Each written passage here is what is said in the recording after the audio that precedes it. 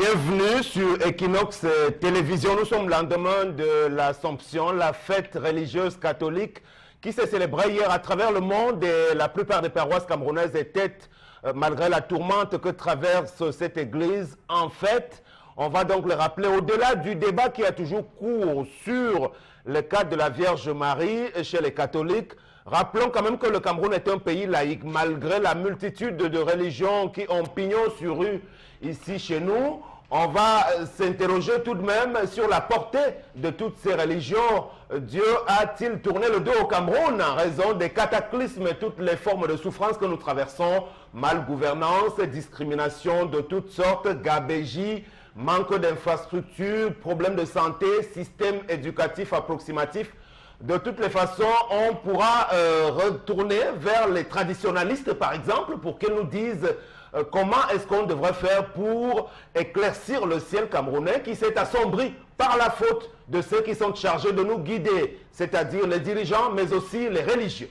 Bienvenue, bienvenue à l'ensemble du panel sur cette autre édition du Zénith de ce mercredi. Bonjour à vous, Charlamagne. Bonjour Sam Severango et bonjour à tous les téléspectateurs, sans oublier M. Djeng Samuel Depadou, proviseur du lycée bilingue de Nilon-Brazzaville. Vous faites du bon travail. La preuve, vous avez dit que vous êtes protégé par qui on sait. Bonjour à vous, monsieur le ministre Ngale Bibé. Et bonjour à Basila Tanganakuna, Lokura Douara. Partout on a l'eau. Et c'est bien. Vous avez trompé le chef de l'État. Nous avons besoin d'eau, monsieur le ministre.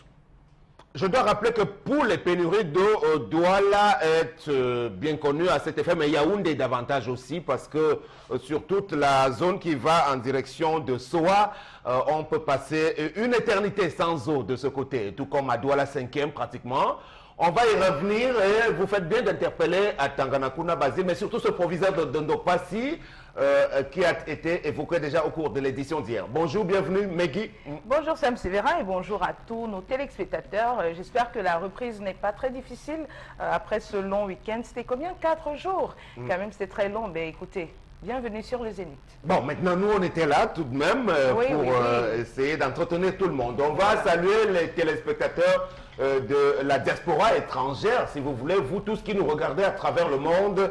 Nous émettons de Douala au Cameroun. Voici Mbombok Bengan sur ce plateau. Bonjour. Bonjour Sam Séverin. Moi, je salue le chef de l'État. La nouvelle expression nous apprend ce matin que ces services ont bloqué l'attribution de Cannes, les travaux liés à l'attribution de Cannes pour passer les marchés de gré à gré afin d'avoir des rétro-commissions. C'est vrai, la nouvelle expression nous dira davantage dans les jours à venir. De toutes les façons, sur le débat concernant la Cannes, on sera fixé dans les prochains jours. Il me semble bien, si nos informations tiennent, d'après des indiscrétions, la CAF ne pourra pas attendre longtemps si oui ou non le Cameroun organisera bel et bien la Cannes de 2019. Dans cette émission du Zénith, on évoquera des questions liées à la gynécologie avec un médecin gynécologue obstétricien d'un hôpital de Douala pour aller au cœur d'une thématique assez délicate quand même concernant les troubles du cycle des menstruations chez la femme. Voilà, on pourra, si on a le temps, évoquer également les bonnes méthodes à employer en matière d'intimité féminine. Le temps donc de bien démarrer avec Tendance et son histoire. Bonjour. Bonjour Sam, bonjour encore à tous ceux qui me regardent ce matin. Bonjour à ma copine qui est à Bonapriso, parce que j'étais à Bonapriso hier résoudre un problème. Celle qui résout tous les problèmes des gens. Où vous allez résoudre pour moi quand je ne sais pas. J'étais à Bonapriso, il y a une femme qui m'a parlé hier en pleurant. Que ma chérie, donne-moi le conseil. Sinon, je vais piquer une crise. Mon foyer d'Amdi me dit comment. C'est encore quoi dans ton foyer? Donc, on va passer inaperçu. Elle dit, maman, comme tu vois là, si tu ne parles pas de ça et que les téléspectateurs envoient les messages pour que je sache comment me tenir, c'est que vous allez porter un corps d'ici quelques jours. Que son foyer d'Amdi, son foyer brûle. Et qu'elle me dit qu'elle a eu un coup dur. J'ai dit, qu'est-ce qui s'est passé? Elle dit que hier, son mari, donc j'ai causé avec elle hier. Avant-hier, son mari a débarqué avec une fille de 9 ans. Très belle, parce que j'ai vu les photos de l'enfant. L'homme lui dit, ouais, bébé, je veux qu'on cause. Elle croyait même que son mari allait dire que, allons même prendre une bière quelque part. Donc voilà même l'argent que je t'ai réservé quelque part. Non. Son mari lui dit, ouais, je sais que tu es une femme au foyer, tu es une femme au grand cœur. Elle a 2 enfants avec son mari. Mais sauf que l'enfant de 9 ans a l'âge de notre première fille. Voilà.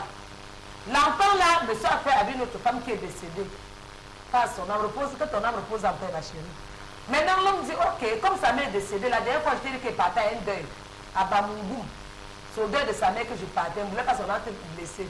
Mais il faut que tu saches que l'enfant-ci, c'est le monime de ma mère. Et comme je l'avais fait dehors sans te dire, sa mère est décédée, il est temps que tu saches que l'enfant va vivre ici avec nous et commencer à marcher avec ses frères et sœurs. L'enfant a besoin de l'ambiance familiale, sa mère ne dit plus. Elle dit que si l'enfant entre, elle sort. Et son mari a dit, si tu peux sortir, tu sors. Ma décision est prise, mes enfants vont se reconnaître et princesse, ma petite princesse qui est le monime de ma mère va rester chez nous à la maison et partir à l'école avec ses frères. Donc son frère est en train de dandiner. Elle a besoin de vos conseils. Moi-même, j'aime mal que je lui ai parlé jusqu'à. Elle dit, je vais partir, Alors, si on a bien compris, merci Tendance, l'enfant est bel et bien l'enfant biologique du concerné. Et sa maman serait bel et bien décédée. Elle est Donc, décédée. dans ce cas de figure, je crois qu'il n'y a pas de souci. On doit simplement récupérer cet enfant. Elle dit qu'elle ne prend pas l'enfant. Quand on faisait l'enfant, elle était... Quand vous m'avez dit de faire l'enfant, ce qui m'énerve encore, c'était l'enfant l'âge de ma première fille que j'ai ici. Tu te moques de qui? D'abord, l'enfant entre, je sors. Très bien. Megui, vous êtes dans ce type de situation. Comment vous réagissez? C'est une situation extrêmement embarrassante parce qu'au premier plan, il faut bien le dire que l'enfant lui-même est innocent. L'enfant est innocent, ce n'est pas de sa faute s'il est là, mais il est là. Et on ne peut pas, si on est humain, abandonner un enfant dont la mère est décédée, il faut le dire, dont la mère est décédée. C'est-à-dire qu'on peut éprouver de la colère, beaucoup de colère envers son mari. Mais quand on regarde l'enfant, c'est vrai qu'en regardant l'enfant, on a la trahison du monsieur qui est présente, mais on doit quand même se dire que cet enfant est innocent. Même si on est fâché, on ne peut pas empêcher qu'il aille à l'école. Parce que même nos propres enfants, on n'est pas sûr que c'est nous qui allons continuer. On peut décéder nous aussi et ils auront sûrement besoin du soutien d'autres personnes. Mais pour ce qui est de l'homme, c'est un comportement extrêmement irresponsable parce que en faisant ça, il déclare qu'il a été adultéré pendant de nombreuses années. Ça veut dire qu'en principe, il avait même une famille qu'il entretenait. Alors, ailleurs. admettons que la mère de cet enfant soit toujours en vie. Dans ce cas de figure, comment vous réagissez si vous êtes la femme de ce monsieur? Non, si la mère de l'enfant est en vie, elle s'occupe de son enfant. Elle s'occupe de son enfant. Si la mère de l'enfant est en vie, elle n'a qu'à s'occuper de son enfant. Je suis désolée.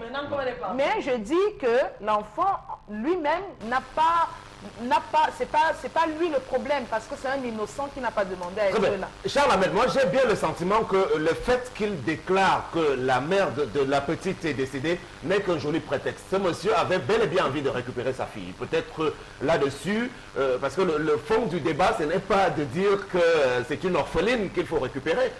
Parce qu'en matière de regroupement familial, est-ce que vous êtes d'accord qu'un homme puisse récupérer son sang où qu'il se trouve?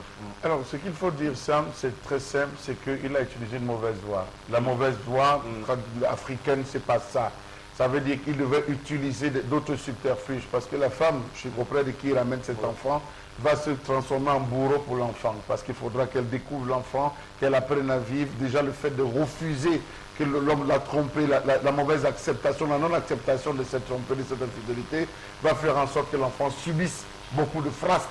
Les souvenirs vont commencer à naître et la femme aura l'impression que cet enfant est le responsable de tous les problèmes qu'elle a eu à vivre durant sa vie. Parce que c'est un enfant adulte. Non, pas seulement du fait que ce soit un enfant adultère, mais elle va se souvenir, quand elle dit déjà que l'enfant a le même âge que sa première fille, donc elle va s'imaginer tout ce qu'elle a vécu durant la période de la grossesse, elle va se rappeler tout ça et l'enfant sera la victime. Donc pour moi, vraiment, cet homme est condamné sur tous les plans. La forme a été très mauvaise, il a employé la mauvaise forme, il serait passé par sa soeur, il serait passé par les membres de sa famille, il aurait trouvé des subterfuges, mais non, cet affrontement direct. Oui, Bombok. Oui, je reproche à l'homme, en réalité, ça a un déficit de communication. Même si elle estime que c'est le moment, parce qu'il l'avait caché, c'est le moment de dire à son épouse, là, on ne vient pas de manière martiale, ça ne se fait pas de manière martiale. Il dit à ton épouse, et là, je dirais même, c'est l'occasion idoine de dorloter son épouse. De dorloter, vraiment de supplier son épouse. Et en suscitant même, je veux dire, certains écarts de conduite que tu avais eus à ce moment-là pour demander qu'elle te pardonne. C'est comme ça que ces choses se passent généralement. Mais il a procédé par une mauvaise voie. Maintenant, bon, je prierai à la femme de ne pas partir, L'enfant n'a pas demandé à venir. Elle est arrivée, comme disait Megui, de manière innocente et pour l'entretenir et l'habituer à Mais bon, il faut dire quelque chose. Et là, je m'adresse à toutes les femmes. Il ne faudrait pas que chaque fois que vous avez un problème avec votre mari, première chose, je pars. Partir n'a jamais été la solution. Donc, dire que je m'en vais. À un moment, lorsque l'homme a posé là, il s'en fout. Hein? Ah oui, quand il dit je m'en vais, vous partez où? Faire quoi? Pour ne pas regretter par la suite, parce qu'on a vu la majeure partie, à quelques exceptions, près des femmes partir, mais regretter par la suite. Il ne faut pas que le seul choisir de quitter son foyer quand même parce qu'il est un enfant. Parce qu'il y a un enfant, on décide de quitter son foyer. Parce que l'homme a des couchons, quitte son foyer. Mais quelle femme arrête un peu ça? Quelle femme arrête ça? Ça ne doit pas être un modèle pour les femmes aujourd'hui. Parce que ici, elle ne pense même pas à ses propres enfants. Voilà, c'est un peu... Mais on voit qu'elle est irritée. Mais il faut qu'elle regarde aussi à ses enfants. Attendez, ici, oui, tout est fonction de la façon dont chacun appréhende sa vie. Je suis désolée. Quand on dit qu'il ne faut pas partir tout le temps, d'accord, c'est vrai que tous les couples ont des problèmes. On ne peut pas, parce qu'il y a un problème, se lever et dire qu'on parle. On tient quand même compte de beaucoup de choses. Mais il faut le dire, des cas comme celui-là, l'amour, c'est quelque chose qui s'entretient. L'amour passe par le respect de l'autre. Donc, quand il y a déjà ce genre de problème dans la maison, parce que l'infidélité, c'est quoi? Ce n'est pas forcément l'enfant qui est même mauvais. Parce que moi, je dis que le résultat de l'infidélité qui débouche sur un enfant, c'est le moindre mal. Il faut penser aux maladies. Parce que qui dit un homme qui va faire des enfants dehors, ça veut dire qu'il allait avec d'autres femmes sans se protéger. C'est ça le plus dangereux. Les enfants, c'est rien. Les enfants, c'est rien. C'est comme tu peux prendre un enfant dans la rue, tu l'adoptes. Pourquoi tu ne prendrais pas l'enfant? Même tu peux prendre l'enfant d'une autre femme, tu gardes cet enfant-là. Mais il y a des maladies. Donc c'est à reprimer fortement. Et on ne peut pas... Il y a des femmes qui... En quoi est-ce que le fait de partir de la maison va empêcher que si jamais elle est infectée? Non, ça dépend. En quoi est-ce que le fait de partir... Regardez sur les conséquences. Non, je suis en train de dire, Sam Sévérin, qu'en Afrique, on refuse d'affronter les problèmes. Même s'il faut partir, même s'il faut partir, quitter la maison, ça devait être une entente des deux. Pas sur le coup, parce que quelque chose s'est passé, vous ramassez vos affaires, vous en allez. On ne peut pas juger une femme qui décide de partir parce que son mari a ramené des enfants de dehors. C'est quand même, je crois que l'infidélité, c'est quand même l'une des causes les plus péremptoires de divorce. Et bien que toutes les femmes dont sortent des foyers, ce n'est pas ce que vous tentez d'encourager. Ce n'est pas ce que je dis. Ne me prêtez pas les mots. Ne me prêtez pas. Je suis en train de dire que vous ne pouvez pas aujourd'hui, vous. Parce que je ne suis pas sûre que si votre femme vous ramène des enfants qu'elle a eu avec d'autres messieurs, vous allez la répudier. Vous allez la répudier, vous allez m'opposer l'argument que c'est parce qu'elle, c'est la femme. Mais arrêtons. Bon, voilà, c'est tendance, on sort avec vous. Vous allez la répudier. Si elle moi, parle... je peux dire à ma quota de la prison, je vais te dire ton nom, ma chérie. Tu as dit, je ne prononce pas ton nom. Comme c'est la rentrée scolaire et comme tu es une maman, tu as 2 enfants. Récupère l'enfant là, tu mets à la maison. Parce que si tu commences à faire ça, si boycott la rentrée de tes enfants, tu vas faire comment? Si lui aussi, comme les autres enfants, je ne m'occupe pas, tu fais comment? Tu le fais, tu ne vas rien faire. Donc récupère l'enfant, tu mets à côté de toi, tu commences à voir comment tu vas faire pour assurer l'éducation. Parce que l'enfant n'a pas demandé à mère, je mange ça. En nous, quand tu es en face de toi, un homme qui te donne même un verre d'eau, ta mère est malade, il s'occupe de ta mère. Toi-même, tu es malade, il s'occupe de toi, tu vas encore quoi? Ah bon? Oui, je ne veux pas moi. Non, je ne veux pas moi l'enfant, je reste tranquille. Si tu t'occupes de ma famille comme d'habitude, je reste tranquille parce que pas les bruits tout le temps. Non, quand on s'occupe d'une femme, je refuse de vous dire ça. Ce n'est pas une faveur qu'on lui fait. La femme, c'est un être qu'on doit respecter. Donc, non, les hommes ne doivent pas tout se permettre parce que vous... Est-ce qu'on se marie? Où est la grosse permissivité là-dedans? Où est le laisser aller à l'intérieur? Le désordre ne va rien m'apporter, ça va me détruire. Ça détruit une fois. Est-ce qu'on se marie pour être entretenu? Non, mieux je me soumets parce qu'en faisant le désordre, ça ne va rien changer. L'enfant est là. Il y a aussi les gens qui vont faire le mais c'est jamais d'habitude encourage les hommes la société cherche à tendre vers la perfection. La société n'est pas parfaite. Il ne faudrait pas, parce qu'on est sur un plateau de télévision, prendre certaines positions. Il y a des réalités. Il y a des réalités qui s'imposent dans cette vie. Ce n'est pas tout le monde qui a droit au bonheur. Il y a comment je veux dire ça? Il y a une circonstance, il peut y avoir une circonstance dans laquelle cet enfant est né. Nous, on a condamné la méthode à travers laquelle il veut faire entrer cet enfant. On est contre cette méthode. Maintenant, à la télévision, nous devons, comme demander à toutes les femmes de partir du foyer. Personne ne l'a fait, Charles Armel. Personne ne l'a fait. Elle doit discuter avec son mari. Personne ne l'a fait. Elle doit essayer de comprendre quelles sont les raisons. C'est très bien que vous incitiez aussi les hommes de temps en temps à être responsables et non des... Nous avons condamné. Non. Est-ce qu'on peut passer à autre chose? Merci. Alors, on va retenir que la chose à éviter, c'est de faire des enfants, voilà, avec une autre femme que la vôtre lorsque vous êtes bel et bien marié, puisque ça entraîne toujours un lot de conséquences fâcheuses, quelles que soient les circonstances. Voici le temps de la colère. La colère de Charles Armel qui traite de la question de l'existence du Sénat camerounais dans la nomenclature de nos institutions aujourd'hui. À quoi sert finalement le Sénat qui nous coûte aussi cher? Là est la problématique choisie ce matin.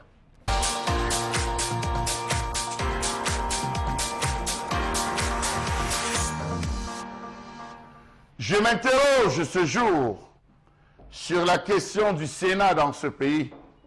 Alors que tous les autres pays ont tout fait pour abolir, pour alors supprimer cette institution budgétivore, chez nous, on l'a quand même installée. Nous, on a choisi de l'adopter. Je me demande quel est le véritable, ou je me demande véritablement, quel est le rôle des sénateurs dans ce pays depuis la mise sur pied de cette chambre haute. 4 ans après la mise sur pied de cette structure, quels en sont les résultats? À quoi sert le Sénat? Ne serait-il pas plus avantageux économiquement parlant pour le pays de le supprimer que de le garder? N'est-il pas un luxe pour les démocraties africaines, un luxe de trop? Quel est le profit ou le profil de nos sénateurs? Quelle est la job description? Peut-on dire de cette Chambre qu'elle représente véritablement les collectivités territoriales décentralisées, à savoir les communes et les régions? Quel est à proprement parler le poids politique du Sénat dans ce pays? Sinon qu'une maison de retraite pour anciens politiques nostalgiques, aux sortes d'arbres à palabres africains dévalorisés du fait de l'absence de poids politique de ses membres. Comment comprendre que dans un pays pauvre d'à peine 20 millions d'habitants, où la moyenne de subsistance par an est de 400 francs CFA par jour, l'on puisse parler d'un Sénat avec une Assemblée nationale pléthorique à l'efficacité déclinante? Comment comprendre que le Sénat soit passé de ses principales fonctions, c'est-à-dire jouer le rôle de sage au sein du Parlement? Comment comprendre que cette institution sonne depuis bientôt 4 ans comme une caisse de résonance, chambre budgétivore, institution inutile? Comment comprendre que depuis 3 ans, les projets de loi, tout aussi controversés les uns des autres, passent comme une lettre à la poste devant un Parlement harassé, épuisé, des sexagénaires, des septuagénaires, des octogénaires et même des nonagénaires?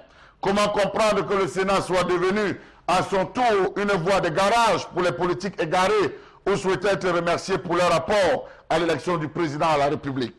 Comment comprendre que l'ensemble de leurs actions ne soit toujours pas palpable jusqu'à ce jour? La preuve par 10, nos sénateurs censés représenter les collectivités territoriales décentralisées restent à ce jour de parfaits inconnus. Citez-moi les sénateurs, ne serait-ce que de la ville de Douala. Citez-moi-en si vous avez, si les gens l'ont même en mémoire. Savez-vous que rendu à ce jour, les chiffres sont effroyables au sujet de la prise en charge, prime multiforme des sénateurs de ce pays.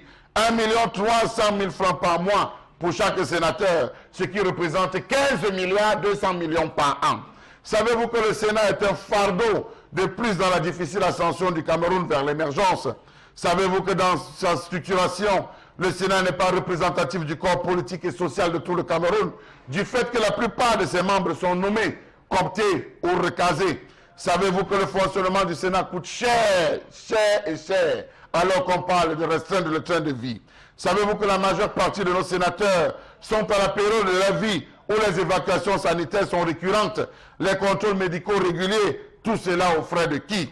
Savez-vous que l'administration du Sénat ne fonctionne pratiquement que lors des sessions parce que tous sont presque sinon fatigués? Oui, disons-le clairement, les bureaux sont fermés pendant les intersessions. Quelles sont les innovations et initiatives louables de notre Sénat depuis son implémentation? Surpopulation vieillissante et fatiguée. Mon Dieu, Sénat, si on se passait de toi. Alors, je vais quand même citer quelques-uns de la région du littoral. Jean-Jules et Bongengo, Geneviève Chouès et Tamem Assoma. De toutes les manières, rappelons que la question que vous posez pouvait être à la suite d'une autre antérieure. À quoi sert même le Parlement, je veux dire l'Assemblée nationale? Parce que si vous demandez seulement le rôle du Sénat, c'est comme si au niveau de l'Assemblée nationale, ça fonctionnait déjà bien. Or, on sait que nous avons une assemblée qui est une chambre consultative d'enregistrement des volontés gouvernementales, le profil de nos députés aujourd'hui. On peut faire toute une émission là-dessus. On va revenir sur le profil de nos sénateurs. Bombok, d'abord, il faut quand même reconnaître que lorsque les débats de l'institution du Sénat se posaient à l'époque, on avait bien besoin que cela puisse être mis en place. Oui, tout à fait, Sam. Encore que Charles Hamel l'a relevé tout à l'heure, on a clairement dit dans la Constitution depuis 1996 que le Sénat allait être la chambre pour accompagner les collectivités territoriales décentralisées. Donc, c'était clairement défini et surtout qu'au sorti de la tripartite d'octobre-novembre 1991, il s'était avéré que le Cameroun politique, civil et économique s'est retrouvé pour ébaucher là un nouveau plan qui va l'amener à encadrer le multipartisme qui revenait dans notre pays. Mais sauf que au fur et à mesure que les années passaient, on s'est rendu compte que le chef de l'État a dévoyé ces orientations-là. La même constitution n'a pas été adoptée, jusqu'aujourd'hui elle n'est pas adoptée. Et même les institutions qui sont préconisées dans la constitution, on vous dit qu'elles seront mises en place de manière progressive.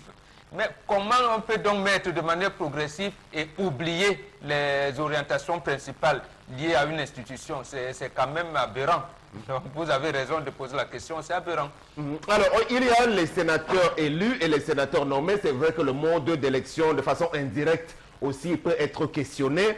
Mais reconnaissons, Megui, que la mise en place du Sénat camerounais n'a pas du tout obéi à certains principes orthodoxes dans cette matière-là. Le chef de l'État, Paul Biya, étant resté encore le seul grand maître qui contrôle tout, y compris dans ce Sénat-là. Tout à fait, parce que quand on regarde le régime présidentialiste appliqué dans notre pays, on se demande bien à quoi sert justement tous ces organes, notamment celles qui constituent le Parlement, l'Assemblée nationale et le Sénat.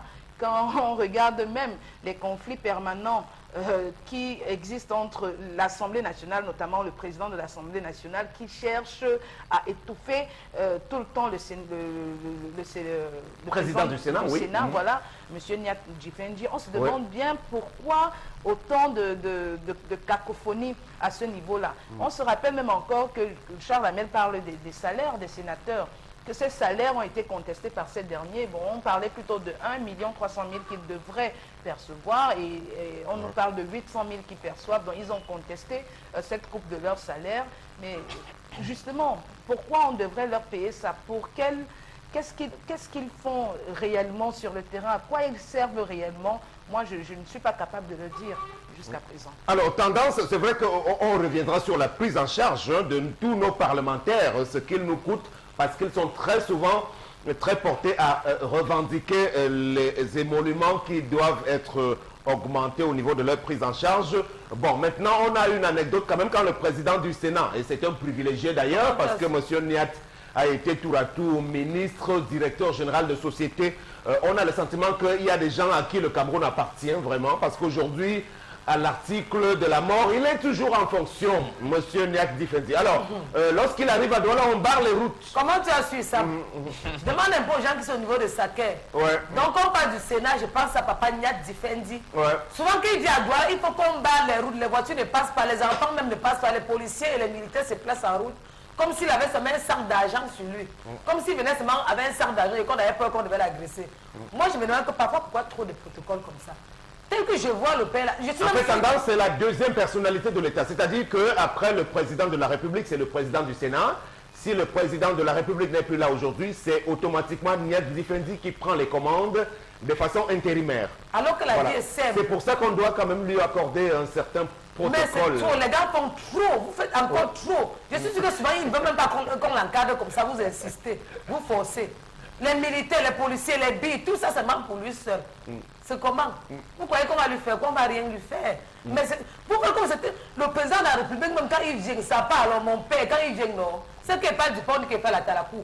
Une fille est partie dire que j'aime trop faire la Talakou au président de la République. Alors qu'elle même fait la Talakou à son blanc, qu'elle veut chanter. Elle dit que quand elle veut chanter, elle... Non, pour le président Tendance, c'est tout à fait autre chose. Ce n'est même pas comparable. Hein, parce que quand lui sort, non seulement on barre les routes, mais on met les gars de la GP partout. Et c'est bien comme ça. Pour Voilà. le président, même ça se comprend aussi. Oui. Donc j'ai pas amusé à ma copine qui dit que j'aime trop faire la Talakou au président. Alors qu'elle elle avait un faux blanc, qu'elle veut chanter, elle veut escroquer le blanc, elle dit qu'elle chante.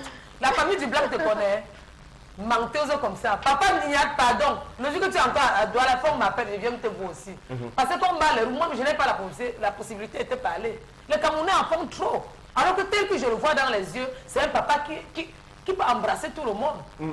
Alors, vous les militaires, faites attention. merci Tendance. Alors, Charles Amel Bachou, le volet qu'évoque Tendance est important parce qu'aujourd'hui, on a le sentiment que ces sénateurs ont des fonctions simplement beaucoup plus honorifiques sur le plan protocolaire et ils aiment bien tous ces attributs-là parce que concrètement, vous l'avez dit dans votre chronique, on voit très peu l'action qu'ils ont menée sur le terrain. La fonction première, c'était celle d'être des sages, celle de revoir l'ensemble des projets de loi, de retravailler. Vous avez vu combien de lois sont passées comme une lettre à la poste alors qu'elles ont été décriées par l'ensemble des experts? Point d'interrogation. C'est dire que véritablement, ils n'ont pas le temps. Est-ce qu'on les retrouve dans leur bureau? Que non, parce qu'ils sont fatigués. Vous avez un secrétaire général, le secrétaire général du Sénat, Moutou, qui s'écroule tout le temps. Lui, est-ce qu'il peut être en mesure de pouvoir tenir? Non, mais on a besoin, quand on dit un parlement, une chambre haute, on a besoin des gens qui peuvent mettre leur martyr grise encore au service. La preuve, regardez toutes les collectivités. Vous m'avez cité 3 sénateurs. Douala n'a pas de route. Douala n'a pas d'eau. Le littoral n'a pas de route. Le littoral n'a pas d'eau. Le littoral n'a pas accès à une énergie de qualité. Le littoral n'a pas une prise en charge convenable dans le système sanitaire. Il joue donc quel rôle? Et même aider aujourd'hui, Il joue tout le littoral. Justement. Il joue quoi? Quel est dans leur rôle? On ne les voit pas, sinon qu'à venir distribuer les cahiers. C'est ce dont on a besoin. Venir distribuer les cahiers, organiser l'excellence scolaire, le sénateur tel. On affiche, je ne peux même pas citer les noms, parce que pour moi, il n'existe pas. Il n'existe pas parce qu'on veut les voir sur le terrain concret. Les communes ont des problèmes. Regardez les salubrités qu'il y a dans la ville de Douala. Quel est le rôle d'un sénateur? Aller s'asseoir au Parlement lorsqu'on démarre ronfler jusqu'à la fin, applaudir et ressortir. On a besoin de les sentir sur le terrain. On a besoin de les voir en action. Regardez la multitude de bars. Regardez le SEC. On fabrique l'intelligentsia camerounaise. C'est le lieu de la débauche complète. On ne s'en plaint pas. D'ailleurs, c'est le lieu de recrutement de tout. On se plaint des églises de réveil. Quel est donc le rôle de ces sénateurs? Je veux bien savoir quel est leur rôle. Merci. Avec 8 milliards, on peut investir pour gérer la jeunesse. Pour terminer, je crois que ça n'a servi, on est tous d'accord pour sortir de cet élément, qu'il s'agit plus d'une case de recasement, si vous voulez, des has-been, comme les Sylvestre Naondoa, ancien ministre, il est sénateur dans la région du centre. Tout à fait. Plus à ceci que vous avez parlé de Geneviève tout à l'heure et les autres, c'est-à-dire que Tobo Youm, par exemple, c'est des anciens membres du bureau politique du RDPC qui étaient au chômage. De 98, ils étaient au Je chômage. confirme parce que Voilà. pour le cas de Raymond Bitamba Ebeme de la région du Sud, on a tout fait pour qu'il devienne sénateur parce que dans les luttes politiques là-bas au Sud, il n'avait pas pu accéder à d'autres fonctions. Donc en réalité, ça fallait davantage gérer le chômage des anciens camarades. Voilà, et c'est maintenant, ça. vous avez parlé tout à l'heure de mots de désignation. Sam. Le Sénat, en fait, devait être l'émanation de l'Assemblée régionale. Donc, les conseillers municipaux s'engagent au niveau de la région pour faire une assemblée régionale. Et c'est à la suite de ces assemblées régionales que devait naître le Sénat. Il n'en a pas été question. Et pire encore, regardez comment le président Biya a procédé. Il donne 7 sénateurs au SDF dans la Damawa, là où le SDF n'a aucun conseiller municipal. Et Frundi perd les élections chez lui dans le nord-ouest. Et on donne tous les sénateurs de l'ouest au SDF. Et le président s'arrange à ce que la liste RDPC ne compétisse pas dans l'ouest. Et c'est là où sort le président du Sénat. Vous voyez des entourloupes Comme ça, et si les citoyens ne sont pas éveillés, effectivement, le politique va l'embourber davantage. Voilà, vous l'avez dit, merci Mbombok. Donc, le Sénat camerounais, la chambre haute de ce Parlement qui reflète la photographie même de ce que désire le président Biya, qui est l'alpha et l'oméga. Donc, il a tout fait pour faire du saupoudrage et du rafistolage pour la mise en place de cette instance qui est pourtant, qui normalement, sous d'autres aussi, est quelque chose d'assez important. Donc, on espère qu'en matière de succession, en cas d'une telle éventualité, bien, le président Niad Difendi pourra bel et bien assumer ses responsabilités. On va passer à autre chose avec notre invité pour parler donc de sciences, de médecine, de la gynécologie avec l'un de nos médecins consultants, le docteur Boa Godfred Ta, qui est médecin gynécologue ici même à Douala. Alors, la thématique choisie, l'une des thématiques, avec vous, docteur, ça concerne, vous avez voulu parler ce matin avec nous des troubles, ce que vous appelez les troubles du cycle chez la femme. Voilà, parlant des menstruations. Bienvenue, bonjour. Bonjour, Séverin. Parlez plus fort, docteur, on est en direct. Hein? Merci, merci pour ce sujet très important dans les troubles sexuels, je vais dire menstruels donc chez la femme. Vous savez, ça m'a toujours fait plaisir de parler des problèmes de femmes parce que la femme, c'est vraiment au centre de l'humanité et tout problème qui concerne sa vie sont pour moi extrêmement Voilà, on commence donc par le début. Bon, déjà, quel est l'âge au cours duquel la jeune fille commence normalement à avoir ses règles? Merci beaucoup. Vraiment, ça vient juste ce que j'ai préparé. Ce sujet concerne donc les femmes qui ont l'âge de 15 à 49 ans. Cette discussion concerne ce groupe d'âge. Donc 15 à 49 ans. Parce qu'avant 15 ans, généralement, on n'a pas des règles, généralement. Mais en général, mais il y a d'autres qui peuvent commencer d'avoir les règles avant 15 ans. Et généralement, à 49 ans, beaucoup de femmes ont déjà eu leur ménopause. Donc là, notre discussion ici concerne donc les femmes qui ont l'âge de 15 à 49 ans. Donc quand on parle de troubles de cycle, qu'est-ce qu'on veut dire? Vous savez quoi? Une femme, normalement, saigne tous les 28 jours, en moyenne. Et elle saigne 3 à 7 jours, généralement. Mais quand il y a donc des déviations sur ce que je viens de dire, ça commence à faire problème. Soit la femme saigne très peu, donc, disons, en gouttes, 2-3 jours, au lieu de 3 à 7 jours. Et parfois même, il y a l'absence complète des règles qui peuvent aller donc à plusieurs mois, 3 mois, voire même plus, où la femme, lors même de ses règles, constate qu'elle saigne tellement abondante et change 3, 4, je vais dire plus de 3 garnitures par jour, ça fait problème. Et ou bien, cette même femme, après avoir eu des règles... C'est vrai que vous pourriez dire des serviettes hygiéniques aussi. Des serviettes donc hygiéniques, elle peut avoir plus de 3, ça devient un problème, tellement mouillé. Et, ou bien, elle peut, après les règles, se rendre compte qu'elle est en train de saigner de manière continue pendant des semaines. Vous voyez, tous ces problèmes donc ont des conséquences. Sont causés par quoi? Tous ces dysfonctionnements? Oui, on va y venir. Ont des conséquences vraiment profondes dans la vie d'une femme. Pourquoi? L'importance du sujet. Une femme normalement qui ne saigne pas, vous voyez, nous chez nous, le problème de procréation est extrêmement important. Donc, les couples qui ont des difficultés de procréer, les causes donc des troubles de cycle se trouvent aussi dans le problème de procréation. Extrêmement important. Donc, ce sujet aussi important pour expliquer cette... Voilà, on prend une question du panel, hein, peut-être de la part d'une dame sur le plateau. Oui. Voilà, qu'est-ce qui peut réellement justifier l'absence de règles complètes chez une femme? Voilà, je vais donner juste une squelette avant vraiment qu'on en parle de manière très rapide. Donc, j'ai dit, ce problème donc, de troubles de cycle concerne donc les couples qui ont des problèmes de procréation. Eh bien, non seulement ça, une femme qui ne saigne pas et se sent qu'elle n'est pas femme, un problème psychogène. Une femme, par exemple, qui saigne de manière continue, et ça constitue un problème d'infection, hein, parce que la présence du sang dans la cavité vaginale de la femme de manière continue. De manière continue, à partir de combien de jours on doit supposer qu'il y a un problème? Donc plus de 7 jours. D'accord. Et donc peut-être une semaine, je vais dire 10 jours, 15, 2 semaines. Elle saigne, elle n'attend pas de règles. Elle subitement commence à saigner. Ça constitue un problème. Ça peut créer un problème d'anémie, ça peut créer même un problème donc plus important, un problème psycho-affectif, parce que cette femme qui saigne, elle n'a pas l'accès à son mari n'a pas l'accès. Donc ça crée un problème. Et cela peut même amener à un divorce, vous comprenez, les problèmes sociaux. Hein? La femme est tellement peut donc subir un problème dépressif parce que le mari, quelque part, nous sommes en Afrique, va être forcé. Alors, Mehdi, est-ce qu'elle est satisfaite par sa réponse sur ta question? Qu'est-ce qui peut provoquer l'arrêt complet, c'est ça?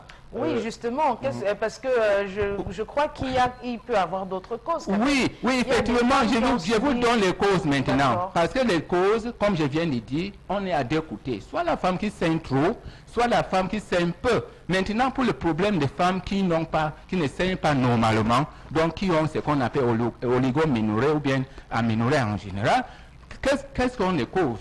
Les causes sont classées telles que je les cite. Les causes hormonales. Cette femme, soit une femme qui a accouché et probablement elle a beaucoup saigné, cela va avoir un impact sur le cerveau qui produit dans les substances qui gèrent le cycle. Soit cette dame a ce qu'on appelle une hyperprolactinémie, donc une sécrétion importante d'une substance qu'on appelle prolactine qui perturbe le cycle. Soit cette dame a donc des troubles infectieux, donc il y a la tuberculose qui peut aller toucher les ovaires, il y a quoi d'autre, les maladies virales qui peuvent aller perturber les ovaires, il y a des causes iatrogènes, donc les causes créées par l'homme. Par exemple, si vous permettez, parce que j'ai une question qui arrive comme ça, puisque vous parlez de troubles dans le cycle de la procréation, il y a ce qui est considéré généralement, et de façon triviale, on appelle ça le ver chez la femme, qui empêche qu'elle puisse concevoir. Vous voyez voilà, je comprends très bien. Scientifique de donc, le ver dont on parle, c'est beaucoup plus un problème infectieux.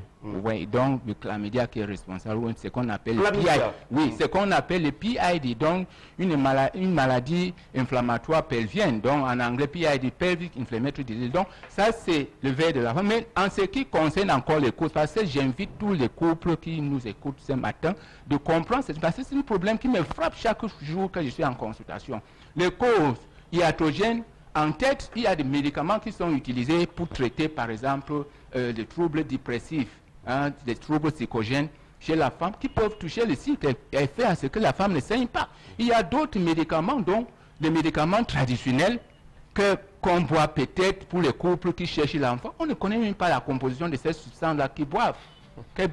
Et là, ça peut aller plutôt empêcher la femme de saigner et ça aggrave encore son problème parce qu'une femme qui ne saigne pas ne rêve pas à tomber enceinte. Et quoi d'autre?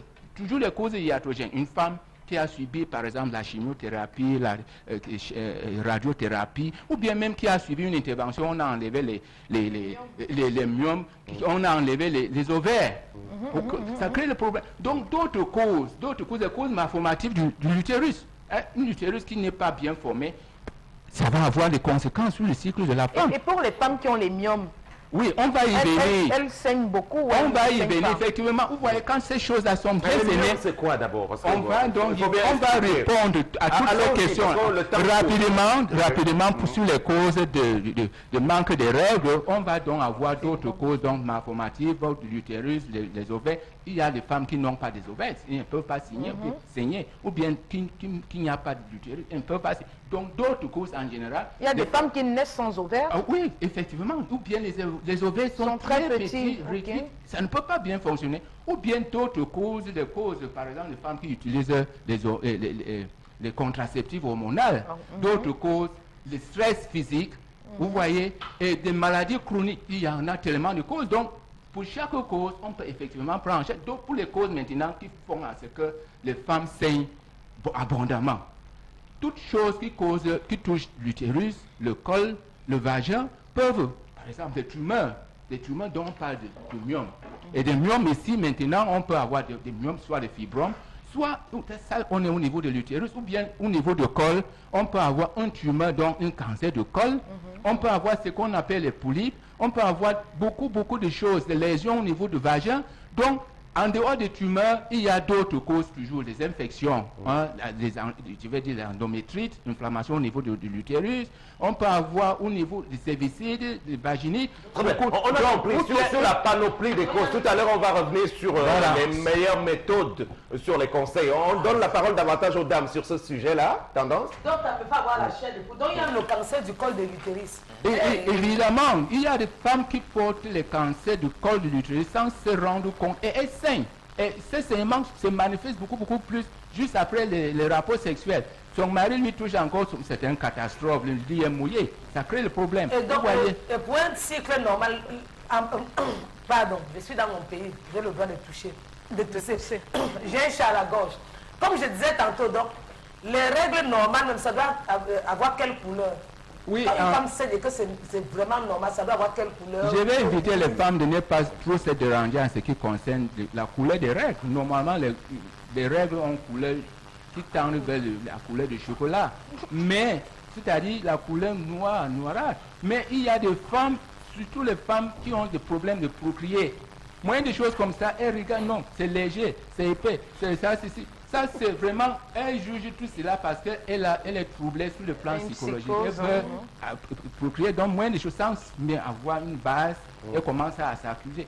La couleur des règles, normalement, c'est tel que j'ai bien dit. Mais si une femme se rend compte... Quelle est la bonne couleur? On n'a pas bien compris parce qu'il faut bien qu'elle sache. Oui, le sang, donc bien, le sang des règles ont une couleur qui tend noir. Donc, une couleur brune, quelque chose un peu noirâtre. Rouge foncé, vraiment... Oui, la couleur du chocolat, un peu... Parce qu'en fait, c'est un mauvais sang, quoi. C'est comme des déchets qui sortent. Donc, regarde, je ne te coupe pas. Là, je comprends comment vous avez compris, parce que j'ai les copines qui disent souvent que non, parfois quand il saigne, ça sort rouge, ceci. Donc, à vous expliquer. Moi, je dis souvent que quand une femme saigne et qu'elle boit le jus, ça coule beaucoup. C'est vrai. Ça, c'est des choses... Il n'y a aucune science qui a eu à analyser et dire que si...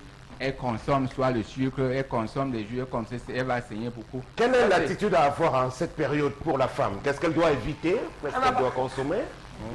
Donc, en fait, il n'y a aucun problème ou bien aucune cause. Bon, disons, pendant la période des règles, s'abstenir de toute forme de rapport sexuel déjà. Ça c'est... Comment ça, vous le condamnez? Oui, non, pendant la période, parce que... En réalité, même la Bible l'interdit, n'est-ce pas, docteur? Je dirais ceci en ce qui concerne les rapports, soit pendant les règles. Qu'est-ce qu'il faut faire? Les premiers jours, quand les règles coulent en petite quantité, les rapports, je ne vois pas le problème. OK? Mais quand c'est beaucoup, donc le deuxième, troisième jour en général, chez beaucoup de femmes, ça coule tellement beaucoup. Il est vraiment conseillé d'éviter, pour des raisons d'infection et autres, même sur le plan d'hygiène, ça ne se présente pas bien. Mais à partir du 4e, 5e jour, quand c'est déjà en train de finir, parce que la majorité des femmes saignent 3 à 5 jours, ok? Mais à partir du 4e, 5e jour, quand la quantité est petite, il y a quoi? Et la femme en tant que médecin gynécologue, vous pourriez tout simplement conseiller aux hommes d'attendre, finalement, vraiment de supporter vous savez, pendant cette période, de s'abstenir de tout contact. Monsieur Séverin, le problème est celui-ci. Vous voyez dans notre société bien, avec les êtres humains, ils sont classés en 3 catégories. Il y a ceux qui ont la capacité sexuelle faible, ceux qui ont des capacités moyennes et ceux qui sont hyper sexy. Ce qui veut dire que ceux qui sont hyper sexy peuvent avoir des rapports sexuels 3 fois par jour, même plus, et chaque jour. Et pour ceux-là, maintenant, pour faire 3-4 jours sans avoir de rapports, c'est comme on l'a mis en prison. Et donc, c'est ceux-là, qu'est-ce qu'on dit? Disons qu'ils doivent avoir les rapports sexuels au 4e, 5e jour. Vraiment, la pratique d'hygiène devient très importante. Parce que pendant cette période de saignement, le col de la femme, généralement, est ouvert. Et que si la femme ne se lave pas, ou bien l'homme ne peut pas se laver, donc laver ses organes génitaux avant de s'engager dans les rapports sexuels, il y a risque d'infection. Mais en matière de rapport, quelle est la bonne fréquence, docteur? Dites-nous, dans un couple bien établi. Je ne dirais pas qu'il y a une bonne fréquence, mais la majorité de couples ont 2 à 3 rapports sexuels par semaine. Mais si c'est moins que ça, ça ne veut pas dire que le couple n'est pas normal. C'est juste leur physiologie qui leur permet d'y être. Mais si c'est plus que 3 fois par semaine, C'est leur nature. Bon. Donc, je dirais en moyenne 2 à 3 fois par semaine, mais d'autres peuvent aller plus que ça. Il y a surtout pour les polygames aussi. Mais hein, il y a une téléspectatrice, Oui, question, si vous question. permettez, une téléspectatrice depuis notre page qui demande au docteur, elle s'appelle Sandrine Dash-Carter.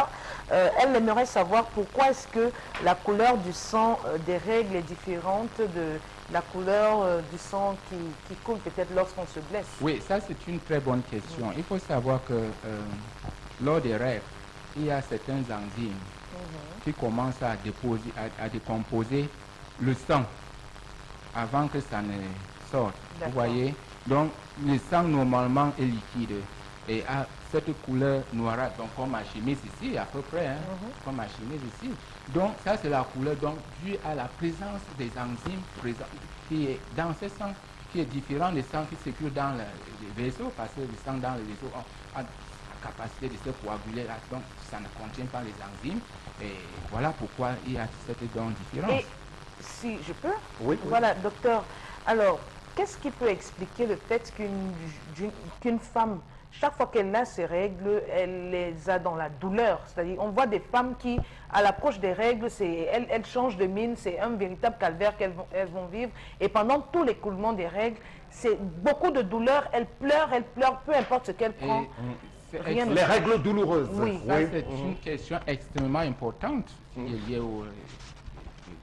C'est dû à quoi, les règles douloureuses? Oui. Donc, il y a ce qu'on appelle les endométrioses. Hein? Il y a une maladie qu'on appelle les endométrioses. C'est vrai qu'on va classer les règles douloureuses en 2 catégories. Il y a les règles douloureuses dont les causes sont primaires et les règles douloureuses, les causes dont sont secondaires. Donc, primaire, la femme, dès ses premières règles, vont commencer d'avoir ces mal. OK? Et là, on va parler des aménorrhées primaires et les causes sont beaucoup plus hormonales et aussi un déséquilibre sur certaines substances qu'on appelle les prostaglandines. On peut pas y remédier. On peut aussi, mais le traitement est là, le traitement est hormonal et on va commencer à donner à cette jeune fille les progestatifs pendant une période et associée à la pilule.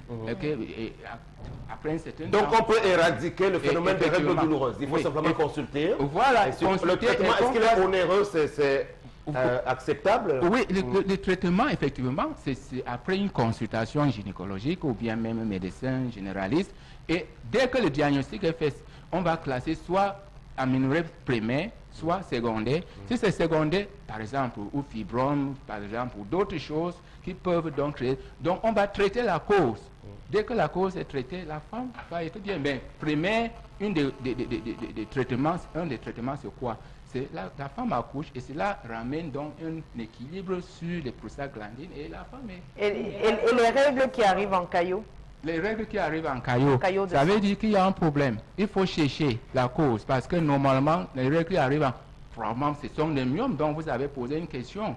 Et évidemment, ça tombe donc dans notre tableau de troubles de cycle. Pourquoi c'est en caillot? Pourquoi elle change plus de 4 garnitures par jour, mouillées? Pas forcément parce qu'elle veut se mettre propre. Pourquoi? Donc, on va se retrouver avec, dans les investigations, des fibromes, des polypes. Un fibrome qui est accouché par le col, ou qu'il soit au niveau de l'utérus, il est plutôt au niveau du col et il cause des saignements énormes. Il y a des femmes qui sont arrivées, qui sont blanches comme ces papiers-là. Ce qui veut dire que et je profite ici pour lancer un appel aux femmes, parce que ce que je vois dans ma pratique quotidienne, je pleure. Les femmes, quand elles ont ce problème de saignement-là, au lieu qu'elles viennent consulter à l'hôpital, l'information passe de bouche à l'oreille. Non, allez-y là-bas, j'ai vu, il y a une praticienne qui m'a fait ceci, cela. Allez-y dans un groupe de prières. Je ne suis pas contre tout ça. Mais dès que vous constatez que ça ne va pas, venez quand même à l'hôpital qu'on consulte. Parce qu'il y a des femmes qui viennent là avec tellement de caillots, de pastèques dans leur ventre, qu'on appelle le fibrome. J'allais vous montrer les images ici. Qu'on appelle le fibrome, qui ont fait des années et des années. Et là, on lui demande chaque jour, vous allez accoucher quand, madame? Elle ne fait que prier, elle ne fait qu'aller chez les praticiens. Et ça débouche généralement sur des cas d'opération. On opère évidemment, le traitement est vraiment capital et chirurgical. On enlève cette tumeur-là et la femme est sauvée. Soit on va régler son problème d'infertilité, soit au moins pour lui donner la santé pour qu'elle se sente bien. Vous dites bien, la femme est au centre de l'humanité. Elle mérite d'être en bonne santé. Voilà, on a 5 minutes pour terminer avec vous, docteur Tendance. Oui, donc, et les femmes qui saignent parfois 2 fois par mois. Tu vois une femme qui saigne 2 fois par mois. Évidemment, dans mon introduction, j'ai dit la femme saigne en moyenne tous les 28 jours et elle saigne 3 à 7 jours. Maintenant, quand c'est moins de 28 semaines, ça constitue un problème. Mais fais attention parce que les femmes qui ont le cycle court, qui vont saigner par exemple le 2 août, ok? Maintenant, vers le 28, le 30 août, elle va encore saigner. C'est dans le mois d'août toujours. Elle va dire qu'elle va commencer à s'inquiéter qu'elle a saigné 2 fois au mois d'août. Mais on parle de cycle, pas le calendrier qu'on a là. Non, on ne parle pas de problème du calendrier. Vous voyez, chaque femme a son rythme de saignement. D'autres saignent tous les 21 jours, d'autres 22, d'autres, vous voyez. Mais un cycle qui est moins de 21 jours, c'est un problème. Un cycle qui est moins de 35 jours, c'est un problème. Donc la moyenne, c'est 28 jours. Et ce qu'on appelle la glaire ovulatoire. La glaire ovulatoire, c'est bon, généralement, quand il y a les femmes, avant, je vais dire l'ovulation, il y a la production de la glaire qui montre que la femme est féconde.